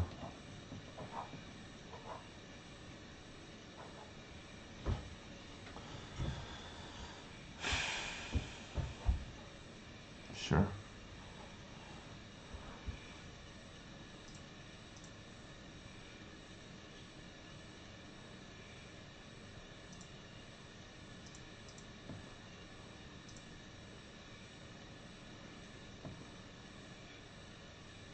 Yep. Like I said, this game has long been over. It's just going through the motions.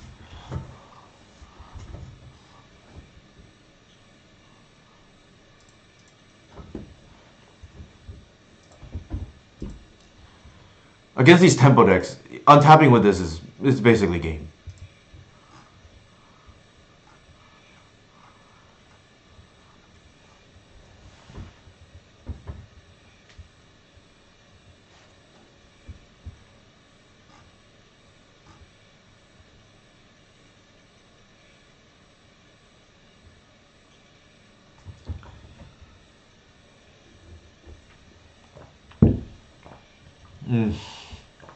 Come on. Better. Question here was, what am I putting back? An endurance or a cat? I feel like we want to be lower to the ground, so we just get in it. Put the endurance back.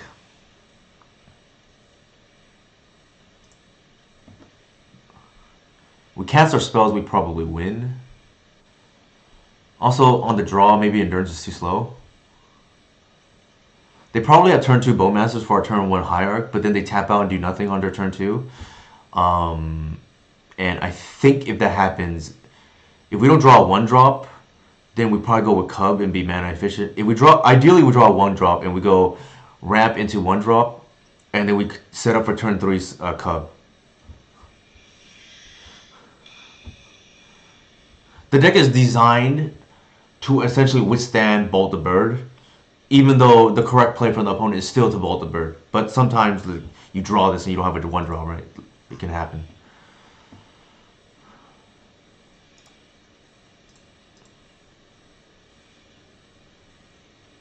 I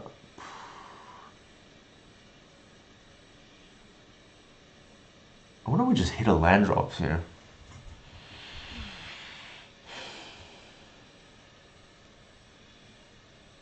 White is like very tempting, but if they bolt the bird, then like it's not great. I feel like we just hit on land drops.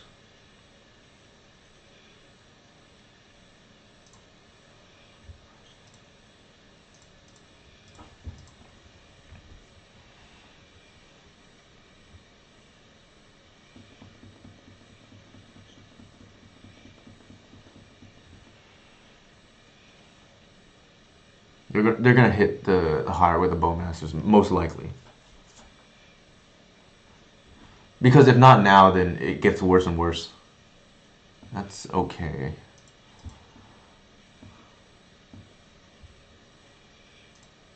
Oops. Oh, why did I do that? I was meant to play the Windswept.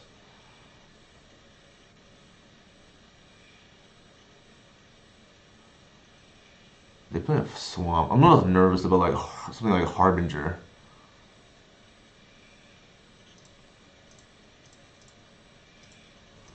Just play it safe. I'm very upset at myself. I'm supposed to play the Heath.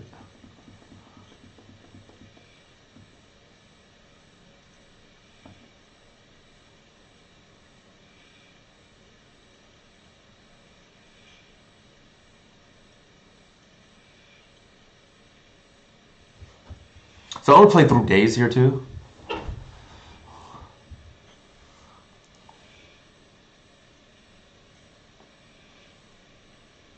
I don't want to like randomly lose a Harbinger. Like win. This is like a very favorable matchup.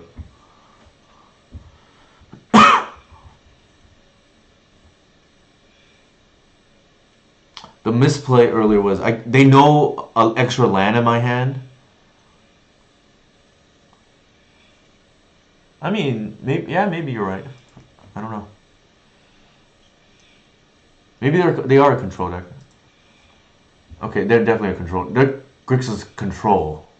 It looks like with edicts. Yeah, that makes sense. That's annoying.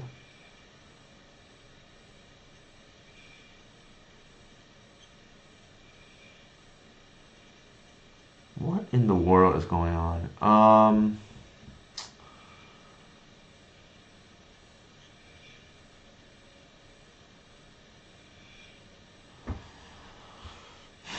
Do I want to give up a threat? If I draw a land, then this looks really bad.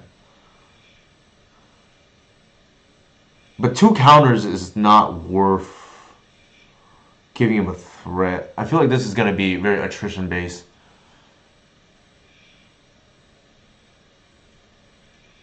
No, but if we give up this, we can't cast our white. So that's a tiebreaker. Speaking of the devil.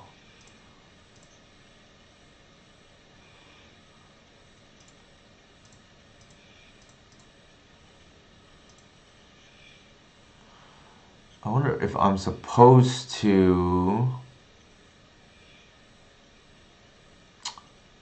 ramp here to play around Edict.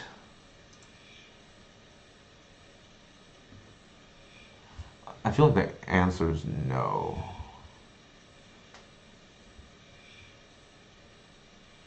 They most likely have like Bowmasters or something. I don't want to turn that on.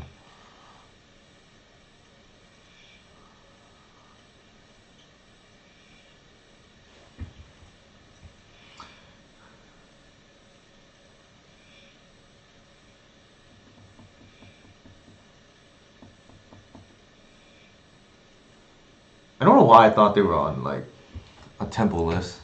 Did we see Wasteland out? Probably not. Okay, now I like.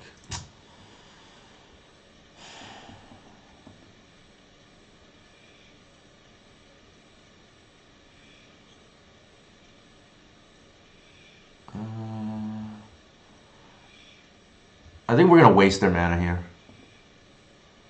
and we're gonna upkeep, target their lands. It feels like they have removal.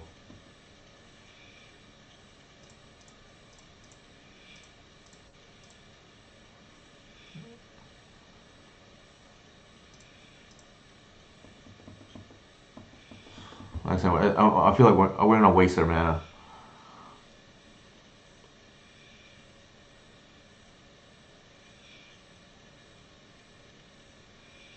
Blood Moon, sure.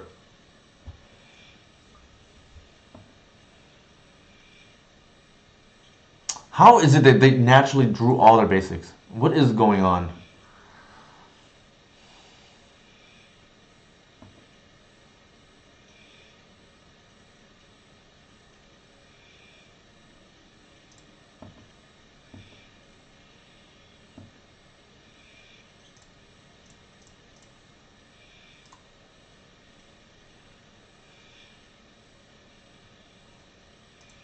We're still gonna get it because it's huge.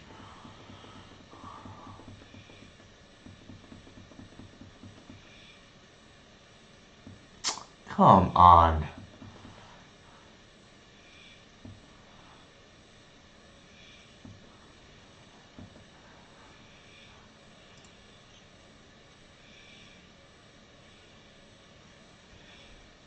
I think we better... You have 2 mountains right now, so it's off. I think we're gonna play the long game and make sure that everything is turned on.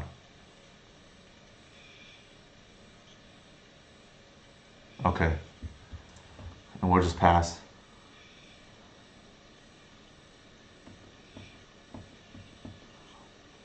They have mountains, whatever, that's fine. Sure.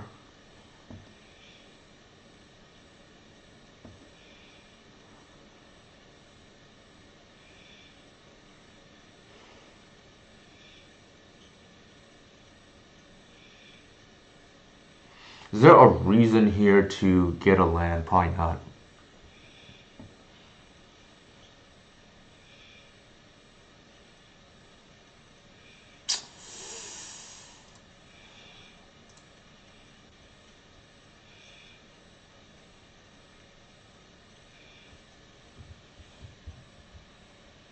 How obnoxious in a Bowmasters metagame playing Strix.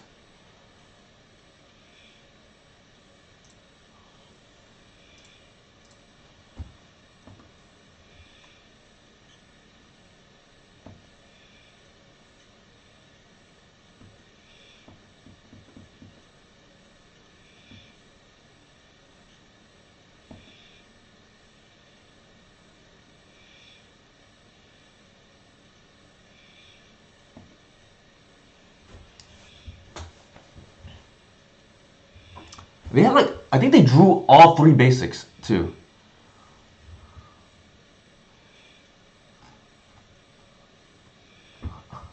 I'm fairly certain that, no, they tarned one, I guess. It feels like they played on natural basic.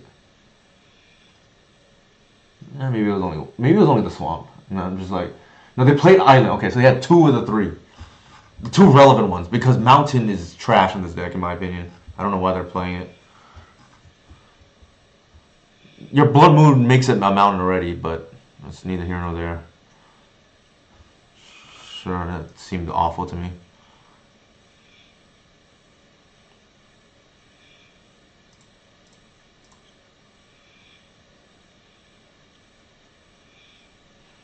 I think we're pretty ahead, for what it's worth. We just have to like load up counters on the cat.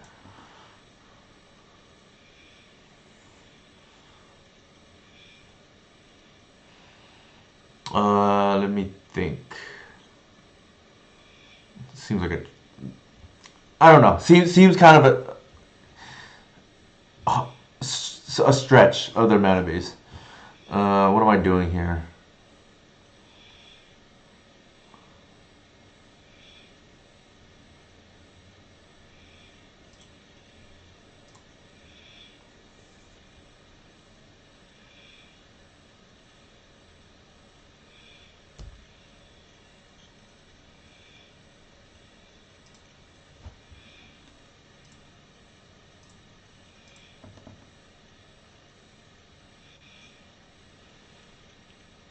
It begins.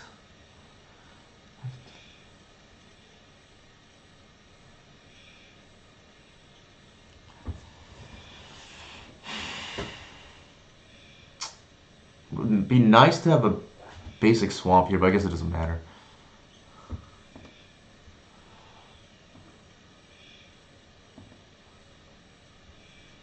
Oh, that helps a lot.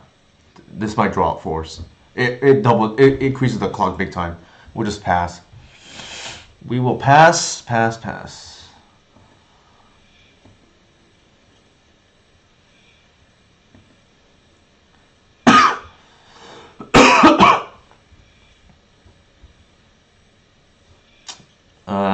Your removal is turned off. I think pitch the lair.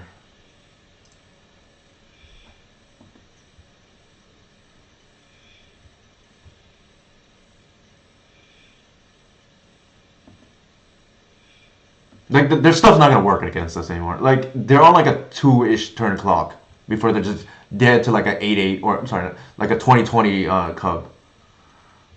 They're in a lot of trouble. It's deluge or bust, I think. Or I guess agent is another out.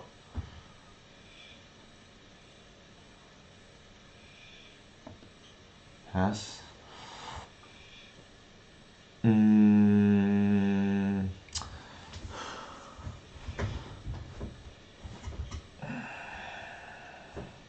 I'll play it now. If they have an agent, I'm gonna be very upset.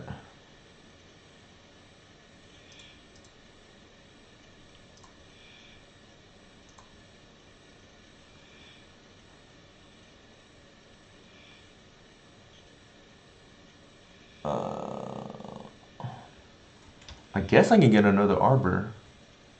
Doesn't hurt.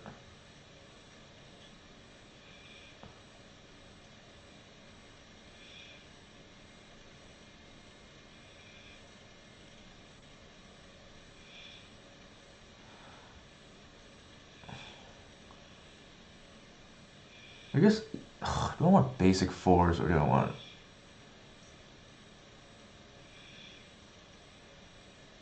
Yeah, let's get a basic.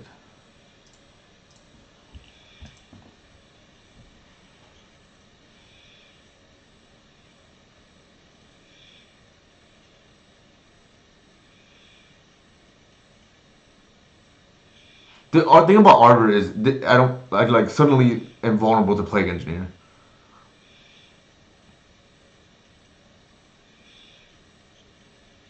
It's gonna go to 8 and then there maybe it's 2 turn clock roughly.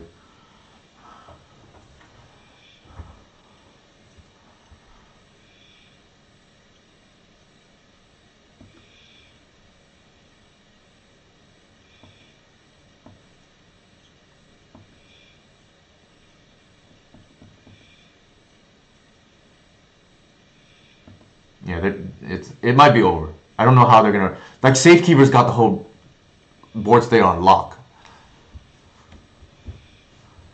It's gotta be Deluge or like Plague Engineer on human right now.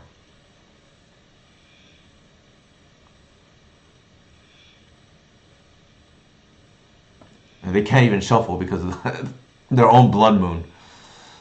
There's no need to fetch here.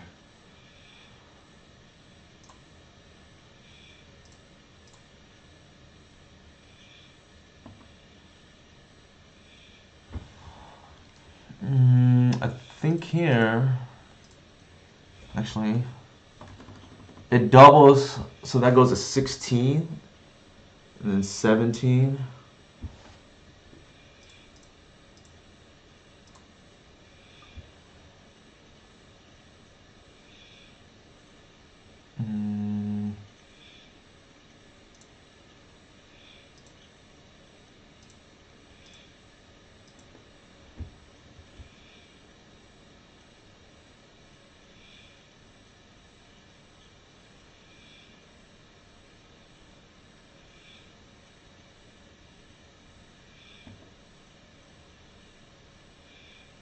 Could push to force Shroud, but that's just treading.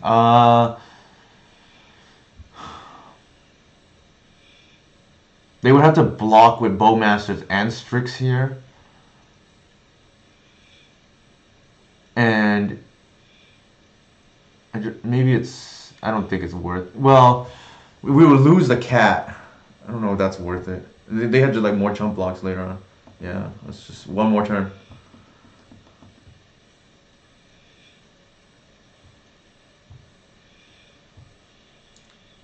Yeah. I was like, the punish here.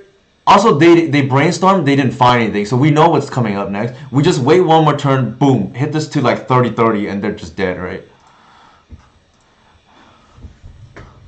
So this is what I mean, right? Bar Goyev, Loma Boy, would have been bad there. Like you turn on the Strix for no reason. All right, I'm gonna use the restroom.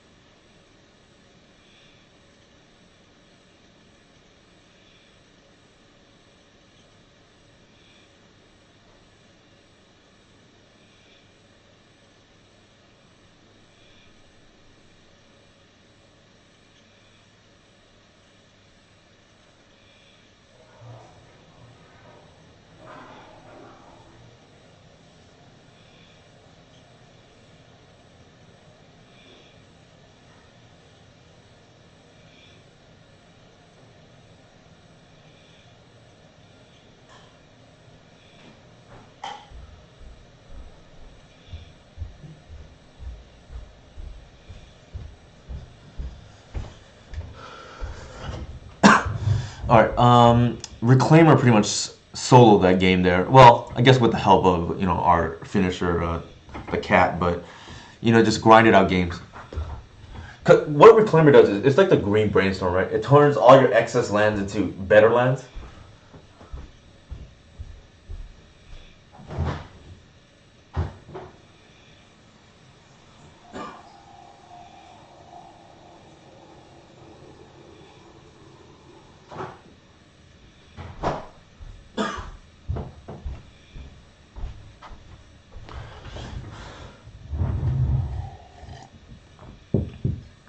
We're lucky we didn't draw those snuff outs. That would have been dead. Because we thought they were on a different deck.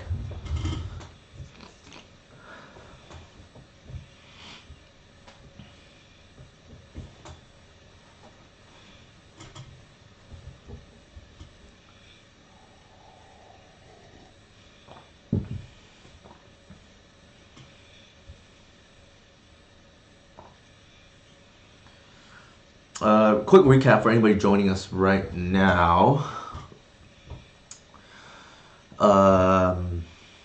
We beat Mystic Forge, or I guess, you know, KeyRing. That's the name I like for it because it's a better descriptor. Maverick, lost to Goblins, Eli, and then we beat Grixis Control. OG Bobby R. Hombus.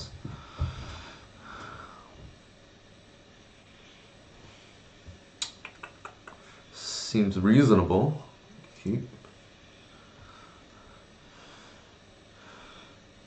I'm not too mad about the loss to the Goblins. I had not played it since their new cards came out, and if I were to guess, you know, with prior hand, I would guess slightly unfavorable. Because, what's it called? It's hard to beat their lackey hands. So I think I saw you tweet, Eli, or not tweet, maybe post somewhere. I think you said like this set you got like 2 or 3 printings or something like that, right? So I get confused which one is which. I know one of them like is a guy's Cradle. I saw that much, but like the rest of the cards I don't know what they do. But like I said, I take that back. That was the second time I think I played against Goblins. But I don't think my previous opponent, I think it was like Geodude or Jared, but like I don't think they had any of the new ones, only the classic Goblins. So I don't think that really counts because, like I said, it was almost like it was pre-new set. But that was the first time I played against, and heading into the matchup, I would have guessed slightly unfavorable. Yeah, I think he killed me game 1 with hasted Sharpshooter, and then I got games 2 and 3 because of the cat. But that I told him too. I said, man, that's a flashback if I ever seen one. Here, I think we just want to ramp, right? So I'm going to just take the Ignoble. For those who are curious, this deck looks night and day with and without ramp. Like, Reclaimer is a 1-drop, but not really, if that makes sense. It's a mid-range threat that happens to be a 1-drop.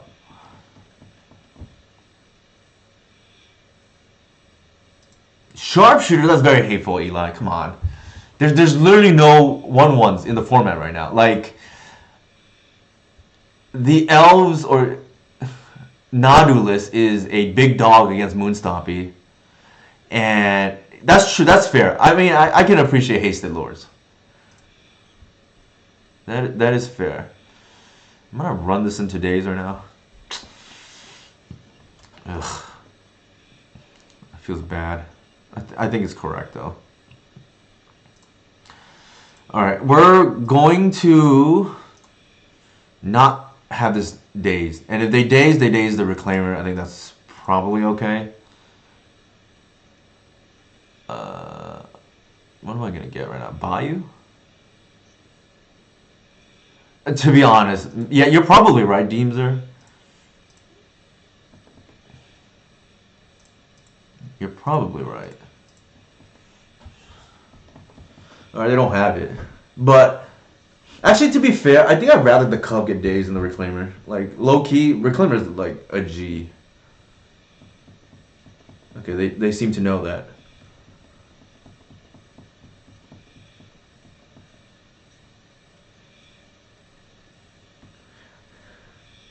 I'm hoping the Cub here just gets answered, so I don't have to worry about my misplay here, about this Scrubland deck. Actually, do those Esper... I don't think they do. Do the Esper Tempo decks play Scrubland? I feel like the answer is no, so you're probably right, Deemser.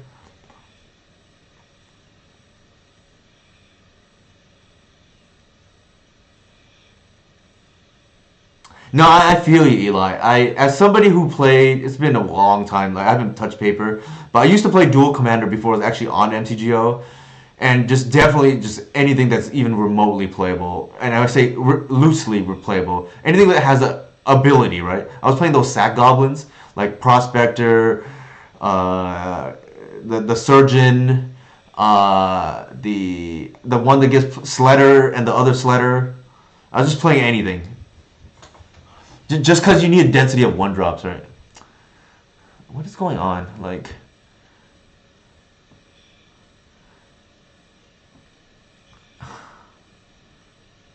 Whoa, okay.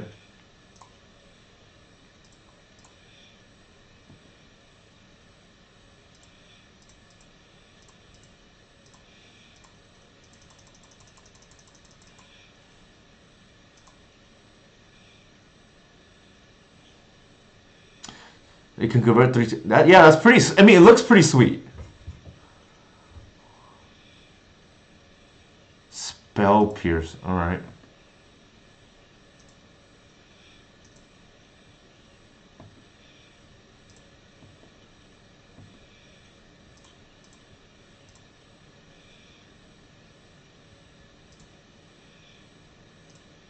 If they have the sword, so be it.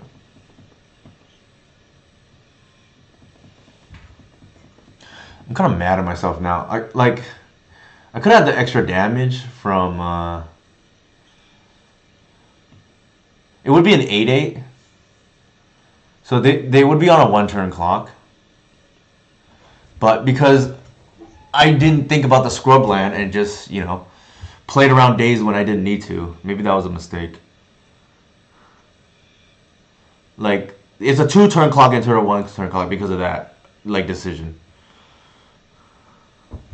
And to be honest, I'd probably rather the Reclaimer get... well, that's kind of annoying.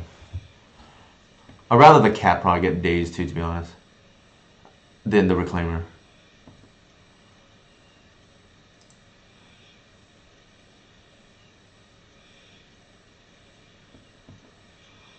Like, they would be at 8 right now. They'd be on a 1-turn clock.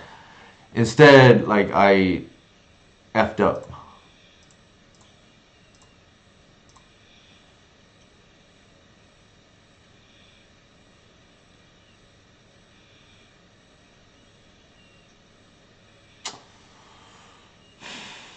I wonder if I just get the white here and...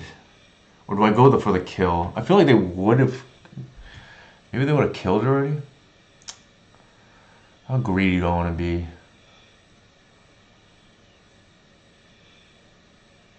That white open.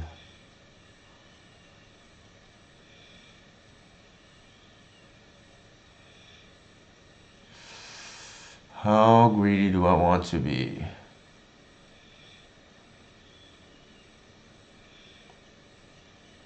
Yeah. So does Arbor, for what it's worth, but...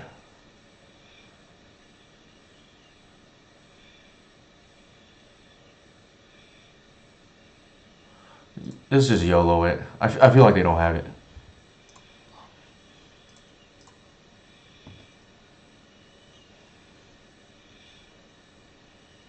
I feel like they would have swords already, if they really did have it.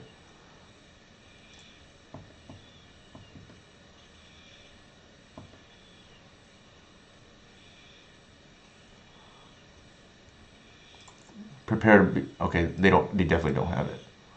If they're doing that. I'm trying to come out of this match unscathed from my error, right?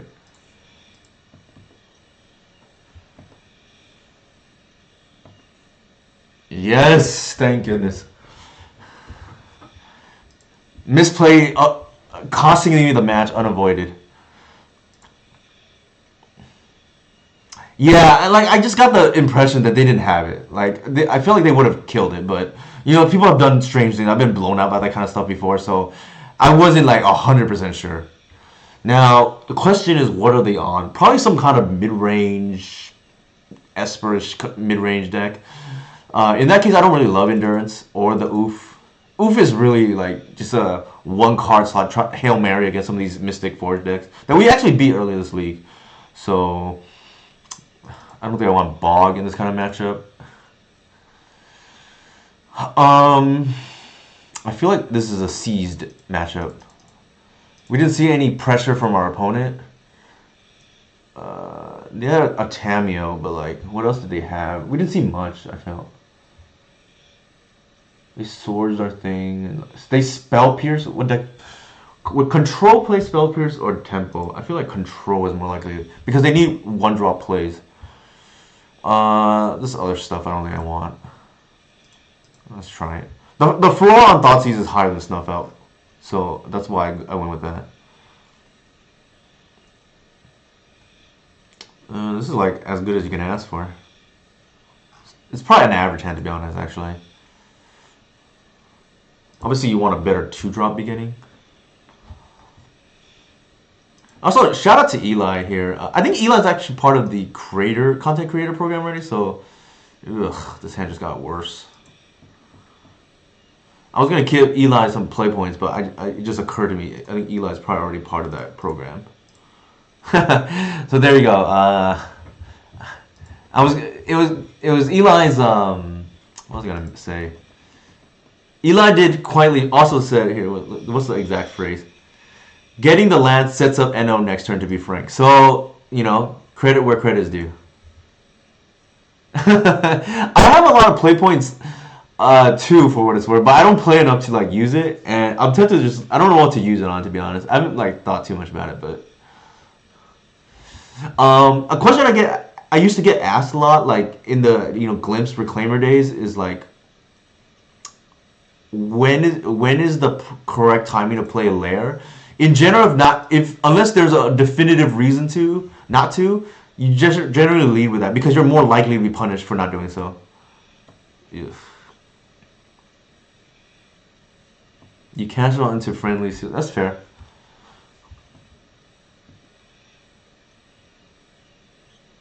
Am I more likely? Actually, no. Let's just do this. There's a chance they force this for what it's worth. I guess not this time.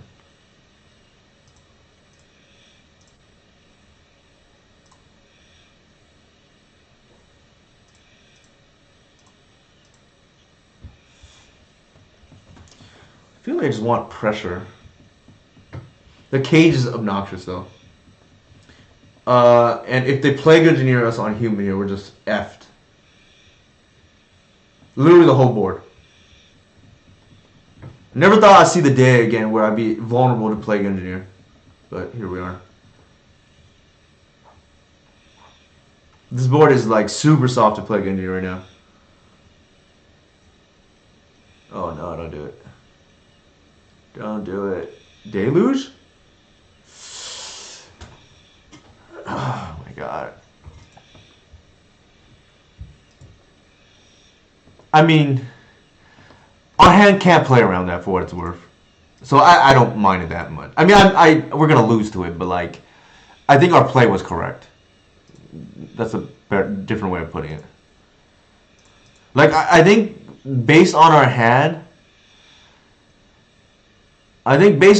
we were priced into walking to a sweeper because we opened with our hand kind of relying on natural order and they had cage. Engineer is secretly really good. What is it good against? It's like okay against our deck.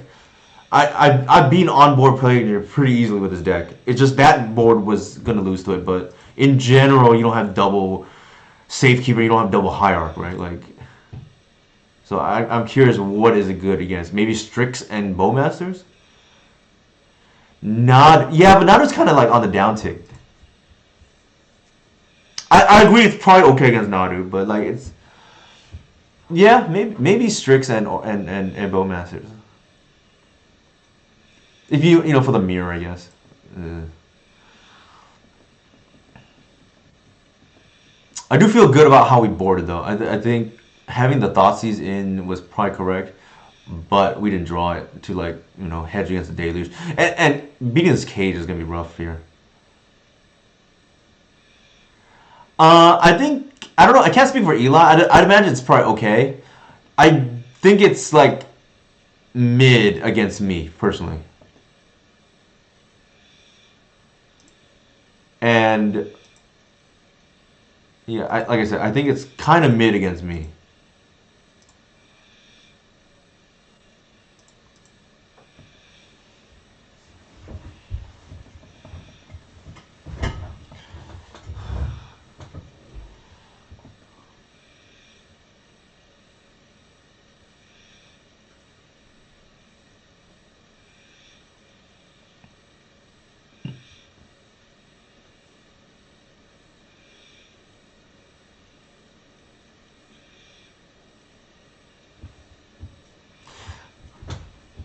Okay, so Eli mentioned you got a lot of acceleration. I can't. I'm assuming that's directed towards me, but there's a chance that could be directed towards Lomer Boy too. I don't know for sure.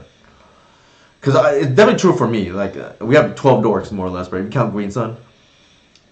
The idea is to be hellbent by turn 4, like I said. Yeah, that was my assumption, but I guess it applied towards me too.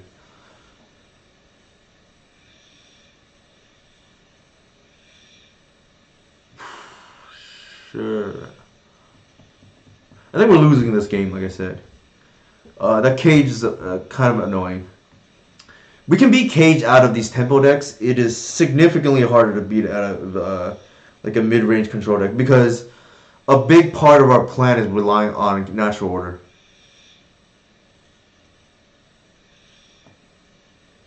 And we're just like too far behind. We needed to draw our other threats. And this Wasteland randomly up here against us. Ugh, Jesus.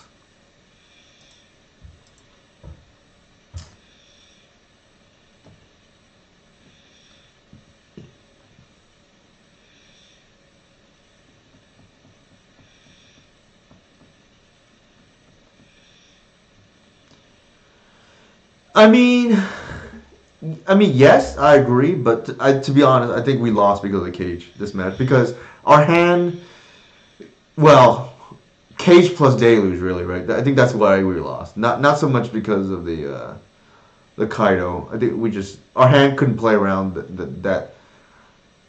It didn't line up against their particular hand. I think it's more reason why we lost the Kaido, right? Like we're we're all in, and then we just ran into a deluge. Like what are we gonna do?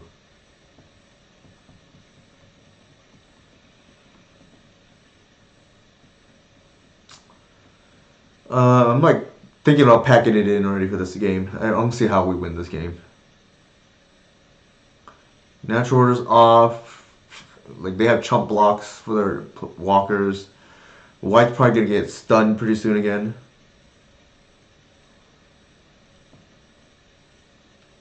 Like I said, yeah, Wasteland. What the heck is going on that side? Maybe we can learn more about their deck. To be honest, maybe they're a singular tempo deck. But why are they running Deluge? So they can't be. Alright, they tick up. Yeah, that's probably true, to be honest, Eli.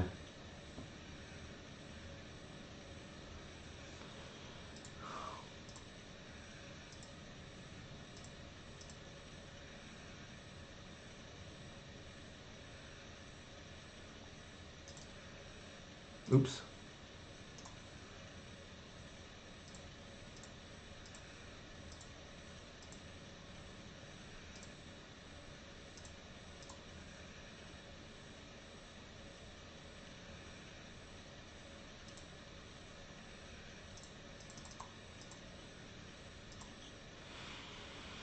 We're probably just dead, to be honest. They can just, like, flash back the Deluge, too.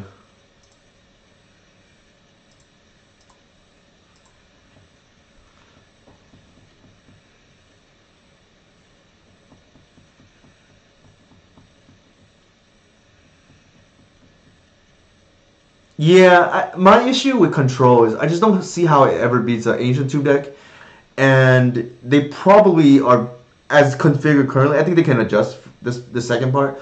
I think they have really hard time against combo too.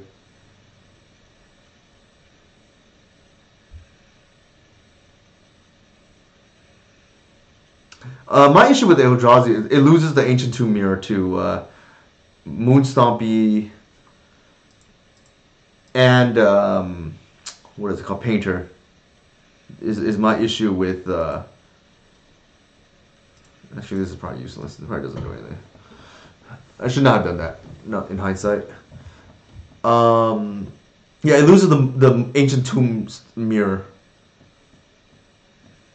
Right, because the Painter's good against it. Also, the Blood Moons.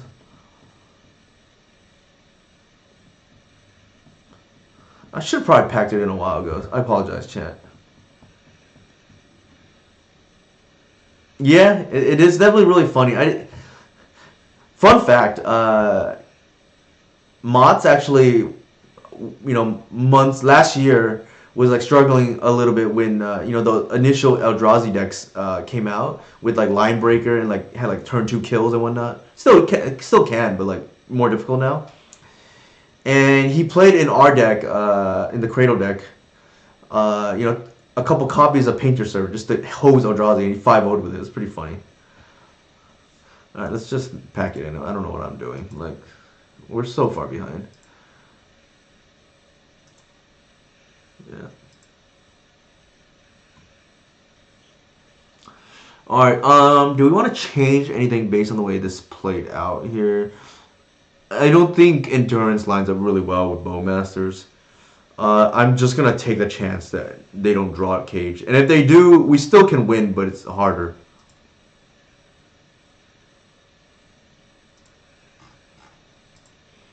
Like, we can beat Cage. It's just, with that hand, we could not. Especially not into Deluge. Also, I've seen these Maniacs with 4 cages. Like, I don't mind that so much out of tempo decks. Out of like a slower deck where we're below our natural order, it's more difficult to beat. Correct. So like, how are we gonna beat that? Like, we can beat a Deluge because of Atraxa, but then Atraxa, you can't get Atraxa with Cage out.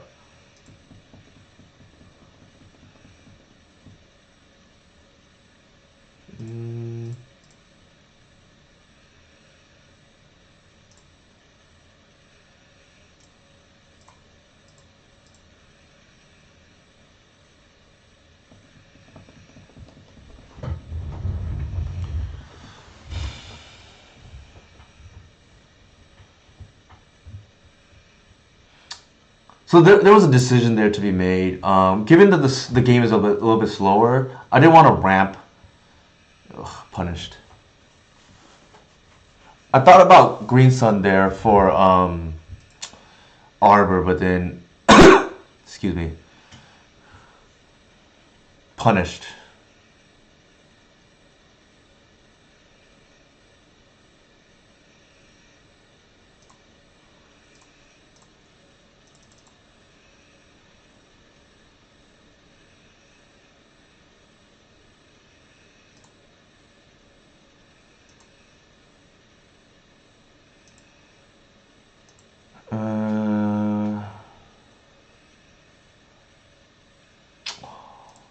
If they deluge me again, I'm gonna be, you know what.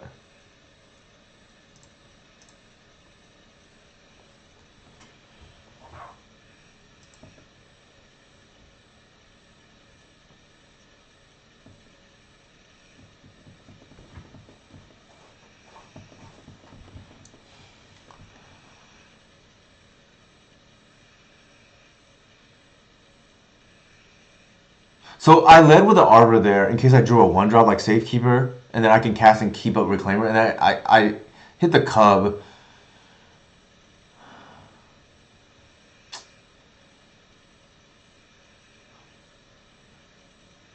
I could get Lair with Reclaimer. I just don't think that's like a winning line at the moment. So I play the Cub as a threat that maybe they answer, maybe they don't. I don't know.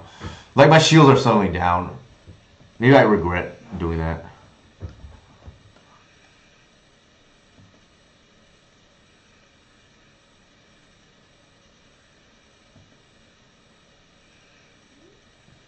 Hopefully they don't have swords. Like a second one here. I'm just hoping they miss land drops. These greedy control decks. Wasteland. Okay, I'm perfectly fine with that. I am perfectly fine with that.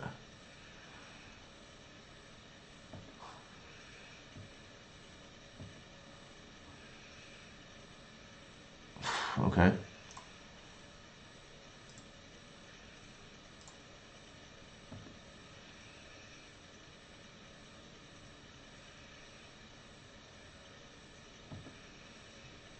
I guess we take the Tamil off board, which is neat.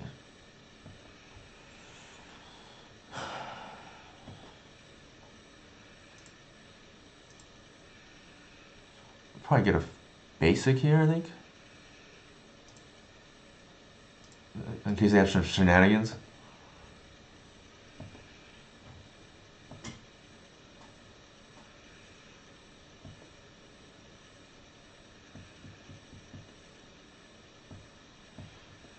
They're missing land. Well, not necessarily. They wastelanded, for what's worth. Given that they have a cage out, I don't feel the worst about this board state. I feel much better they have we have a safekeeper. But what can you do? We have to keep Reclaimer up, in my opinion. Tell me they have pest control. Oh, that's okay. What am I doing here?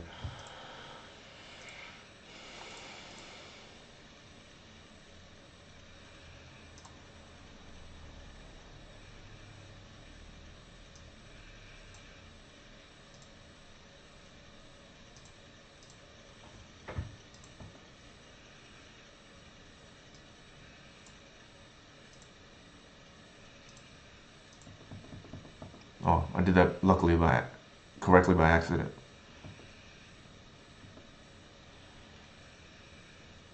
Oh my god, you gotta be... Jesus. Can I not draw these cards? Actually, to be fair, that was only the first one. To be fair.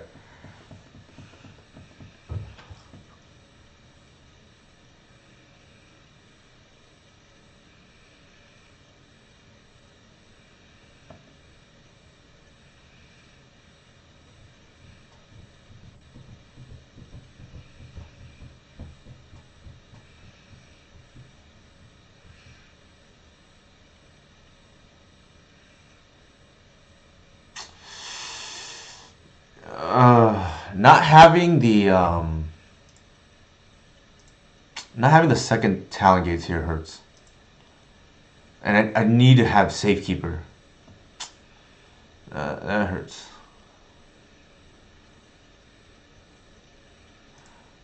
I kind of want to blast them, but not really for cage.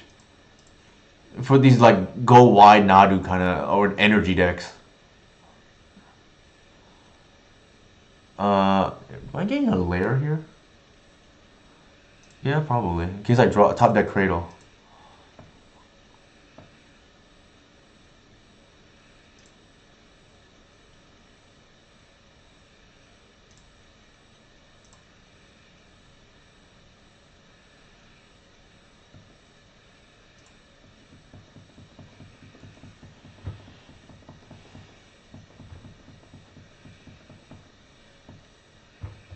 Yeah, I have a hot. I mean, it's not the end of the world. It's not really for a cage, but it would be for. Sure. So the removal's off. That's okay, I guess.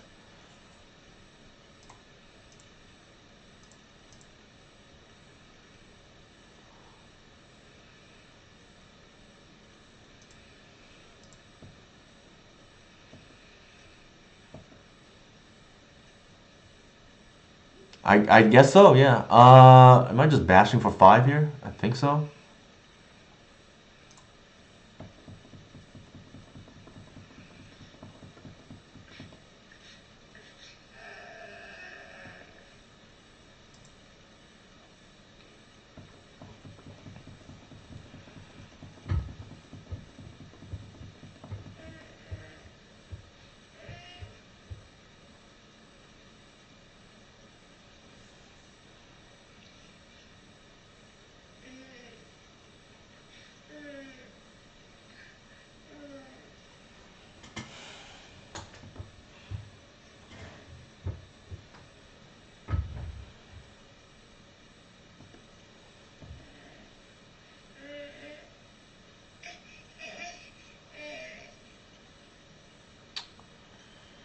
Question here is, am I gonna reclaim her?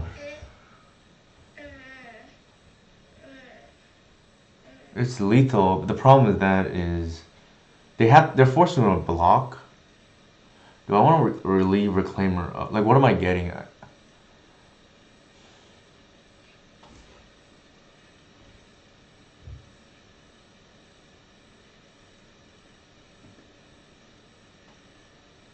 I think I want to keep reclaimer up because they're going to be forced to block. It's going to turn on removal, and they sweep. I want to rotate the arbor.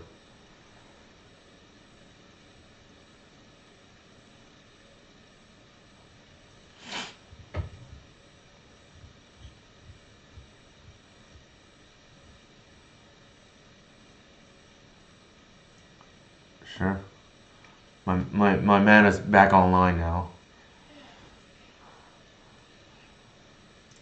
I'm gonna play this. There's no need to run the hierarch out. Like there could be a sweeper coming.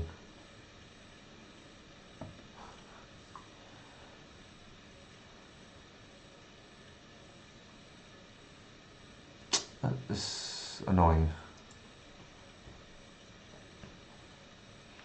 Ugh, not having the second talent gates against these slow control decks that will have a hard time against Ancient Tomb is getting me.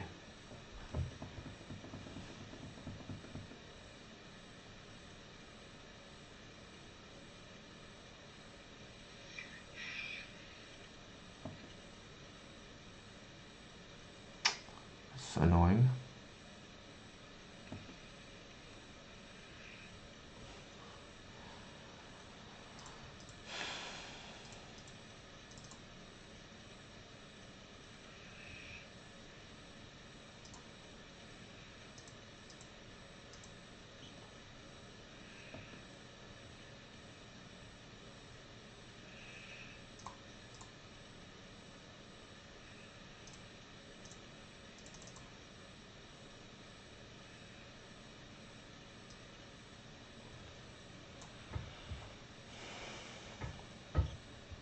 Why actually is the worse than Reclaimer, ironically enough?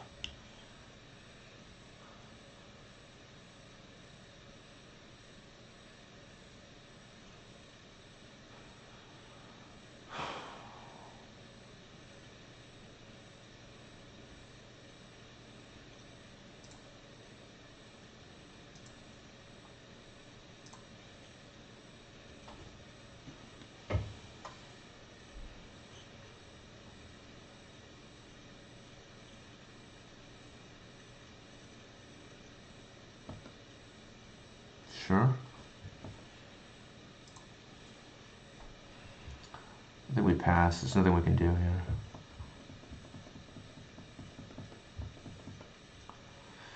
The Harbinger was funny. They just like time walk themselves for 2 turns.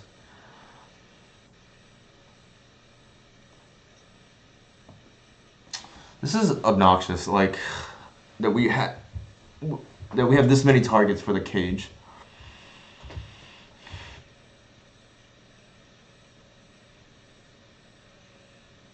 My read was correct at least. Like I think at some point we have to start. Well,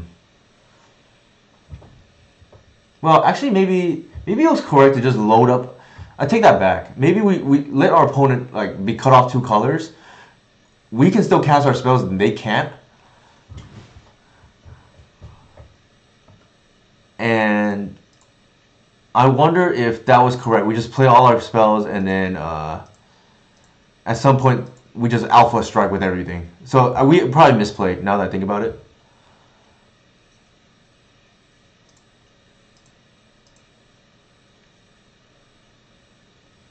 Yeah, we misplayed in hindsight.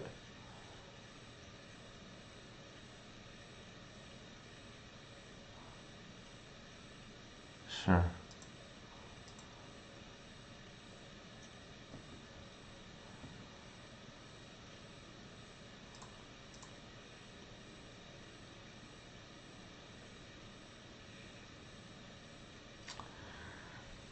Three, 4, 5, 6.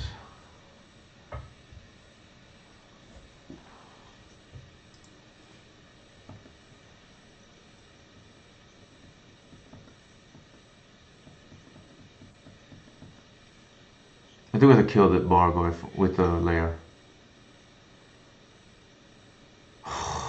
God.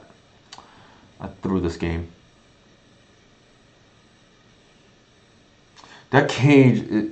No, we had the game won. They threw the game and then we threw it right back.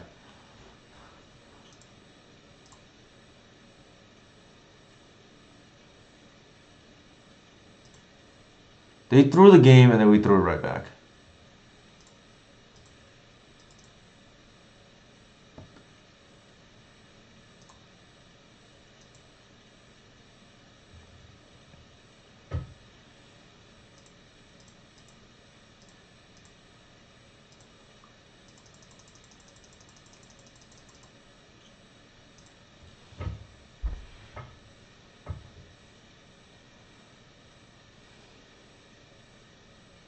I wonder if they attack here. Maybe not.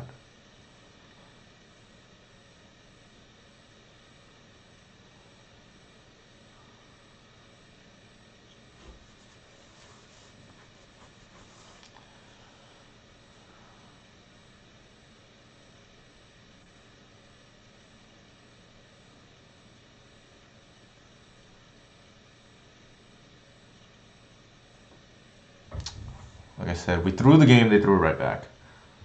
Sorry, they threw the game and then we threw it right back. Thank you. Let's go. Let's go.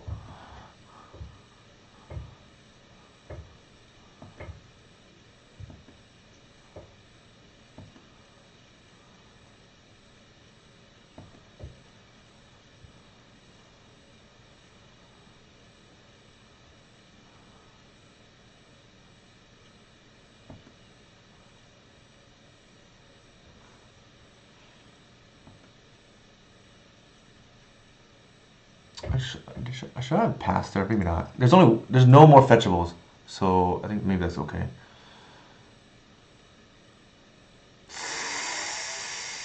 Ugh.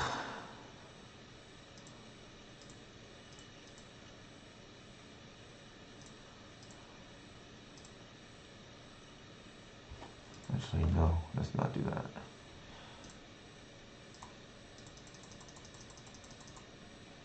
Four.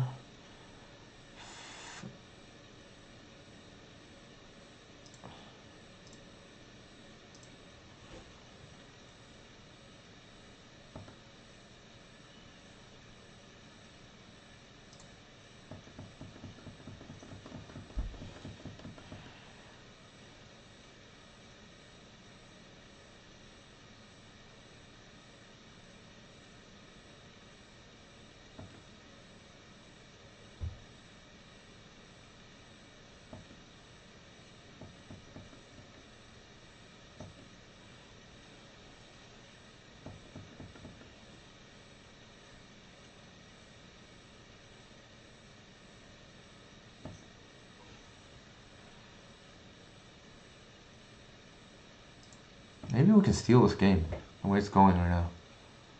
Hey, Nigo, how's it going?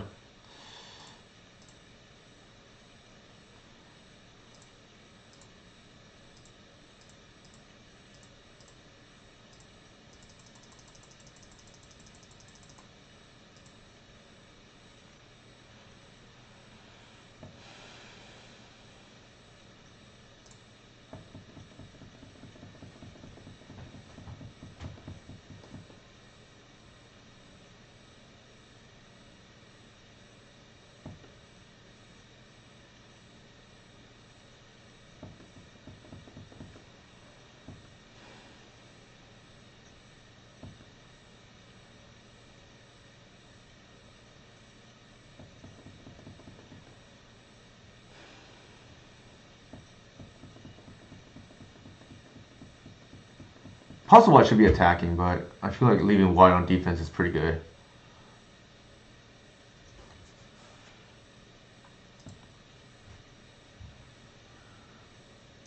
Do I have Bog in my deck? No.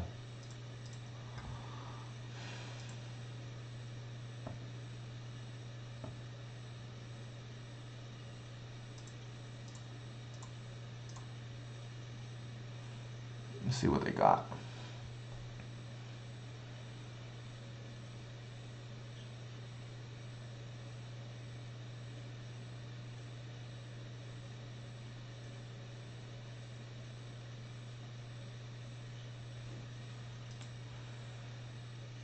Sure.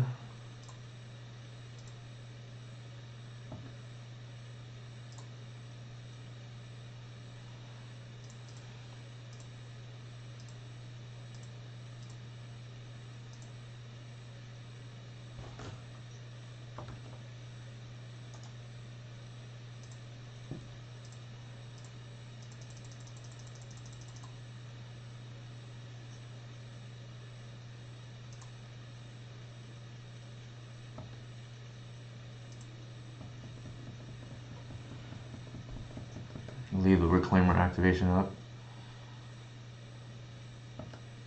Kill the Bargoyf, that's good.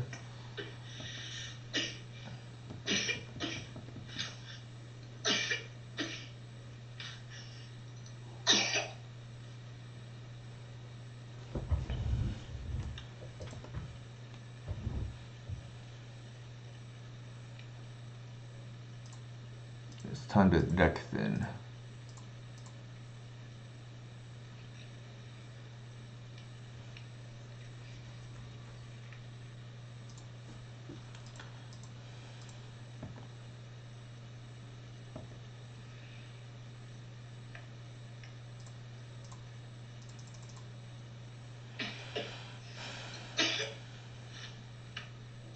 Ooh, actually, if I get Noble, I can cast Attrax the next turn.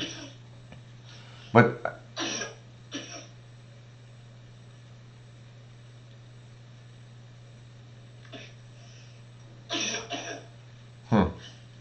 I get a Noble, I cast Attrax the next turn. But if somehow they clear my board,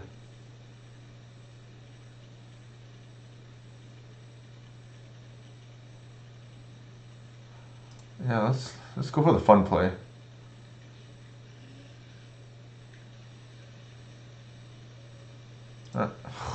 Man.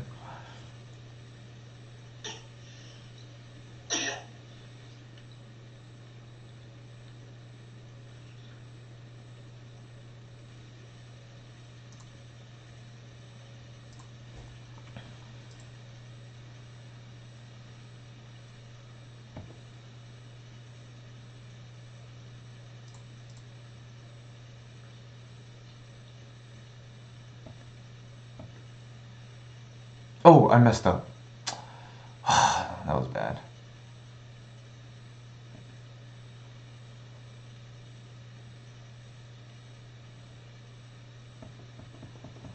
There's an argument to be made. Maybe I'm not supposed to play the cat at all, in case they somehow sweep.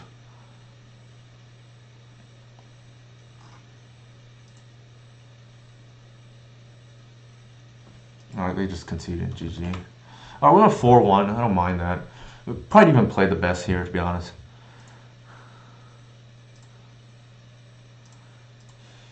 Alright, we lost to Goblins, but won the other matchups. Actually, not even the matchups that our deck is designed to like, you know, meta against, so to speak, right? Like built to optimize to beat. Pretty happy with the list though. I don't mind the loss to Eli.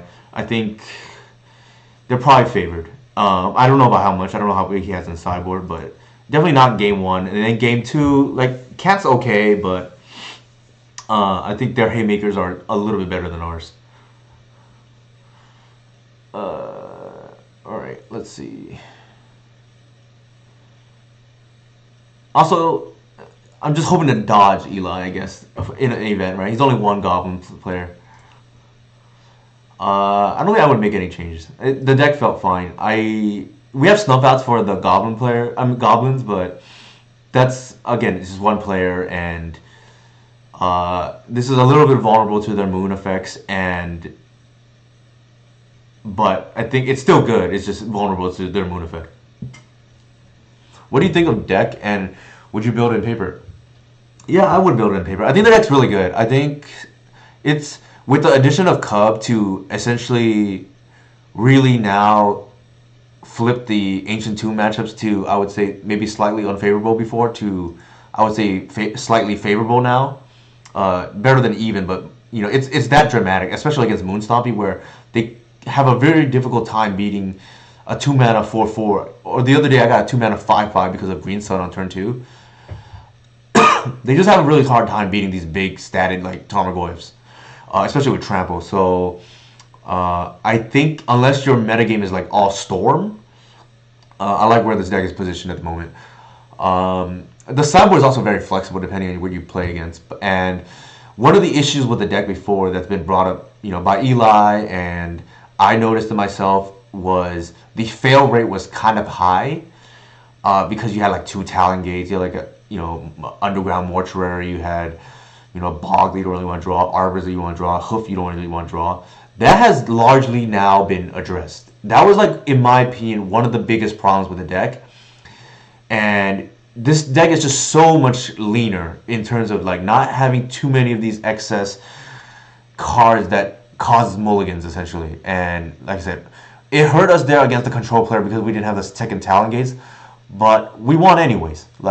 And I think the thing is, without Hoof, without second Talon Gates, without the situationalness of endurance, or because we have fewer now, up to 4 once upon a time, which is in my opinion now the second best card in the deck behind Gaia's Cradle. Like, it was Green Sun before. I think this card has now surpassed Green Sun as the second best card in the deck. And then Green Sun's third, and then White is probably fourth. That's kind of how I have it. But yeah, I definitely would recommend it. Here's my socials again for anybody who's curious. And anybody have any questions? I felt like we did pretty well today.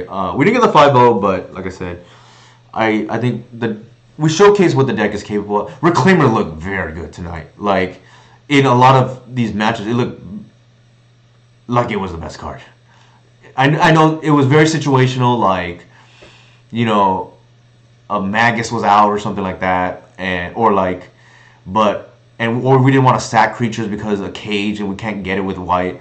Reclaimer often looked like the best creature tonight, or at least White 5 through 8, right? Safekeeper tonight was okay. Cat, we had one combo kill that we won. That was the game Reclaimer looked really good. If there are no other questions, actually, since Inigo's here, I'll shout him out again. I'll shout him out again for the top 4 in the Saturday challenge. No, I don't think so, because you still have to I don't really want to draw Besage is a problem. Like in the mana base, I want as clean as possible. Like, most of the time, Besage is a bad land, if that makes sense.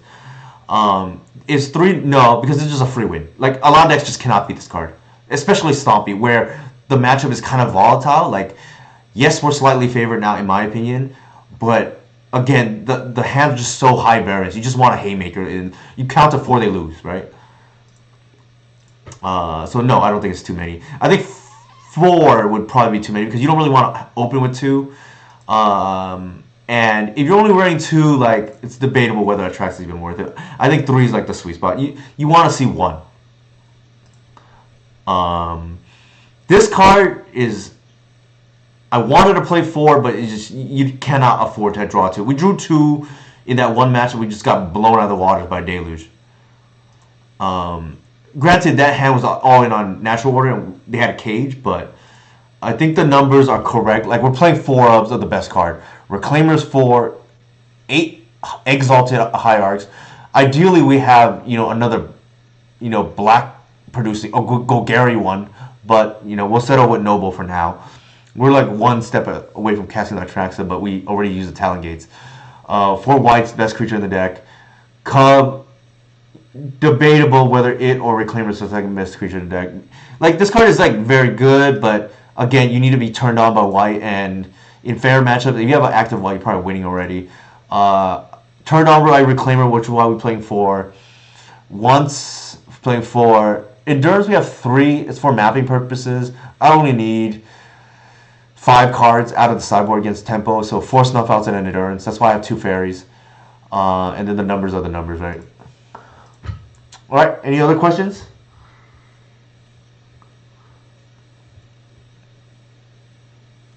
Alright, if no other questions, I will go ahead and raid. Who are we raiding here?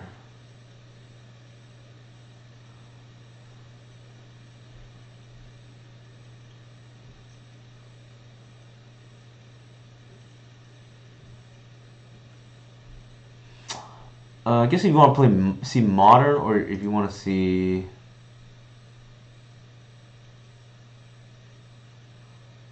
What matchup is Saga Needle for?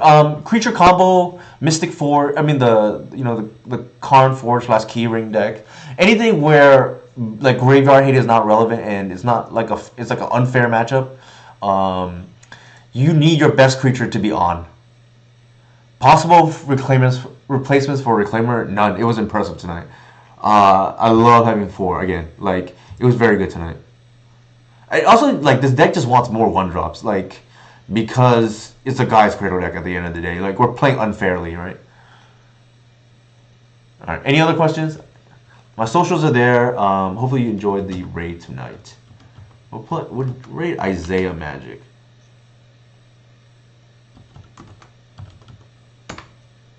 Alright, enjoy.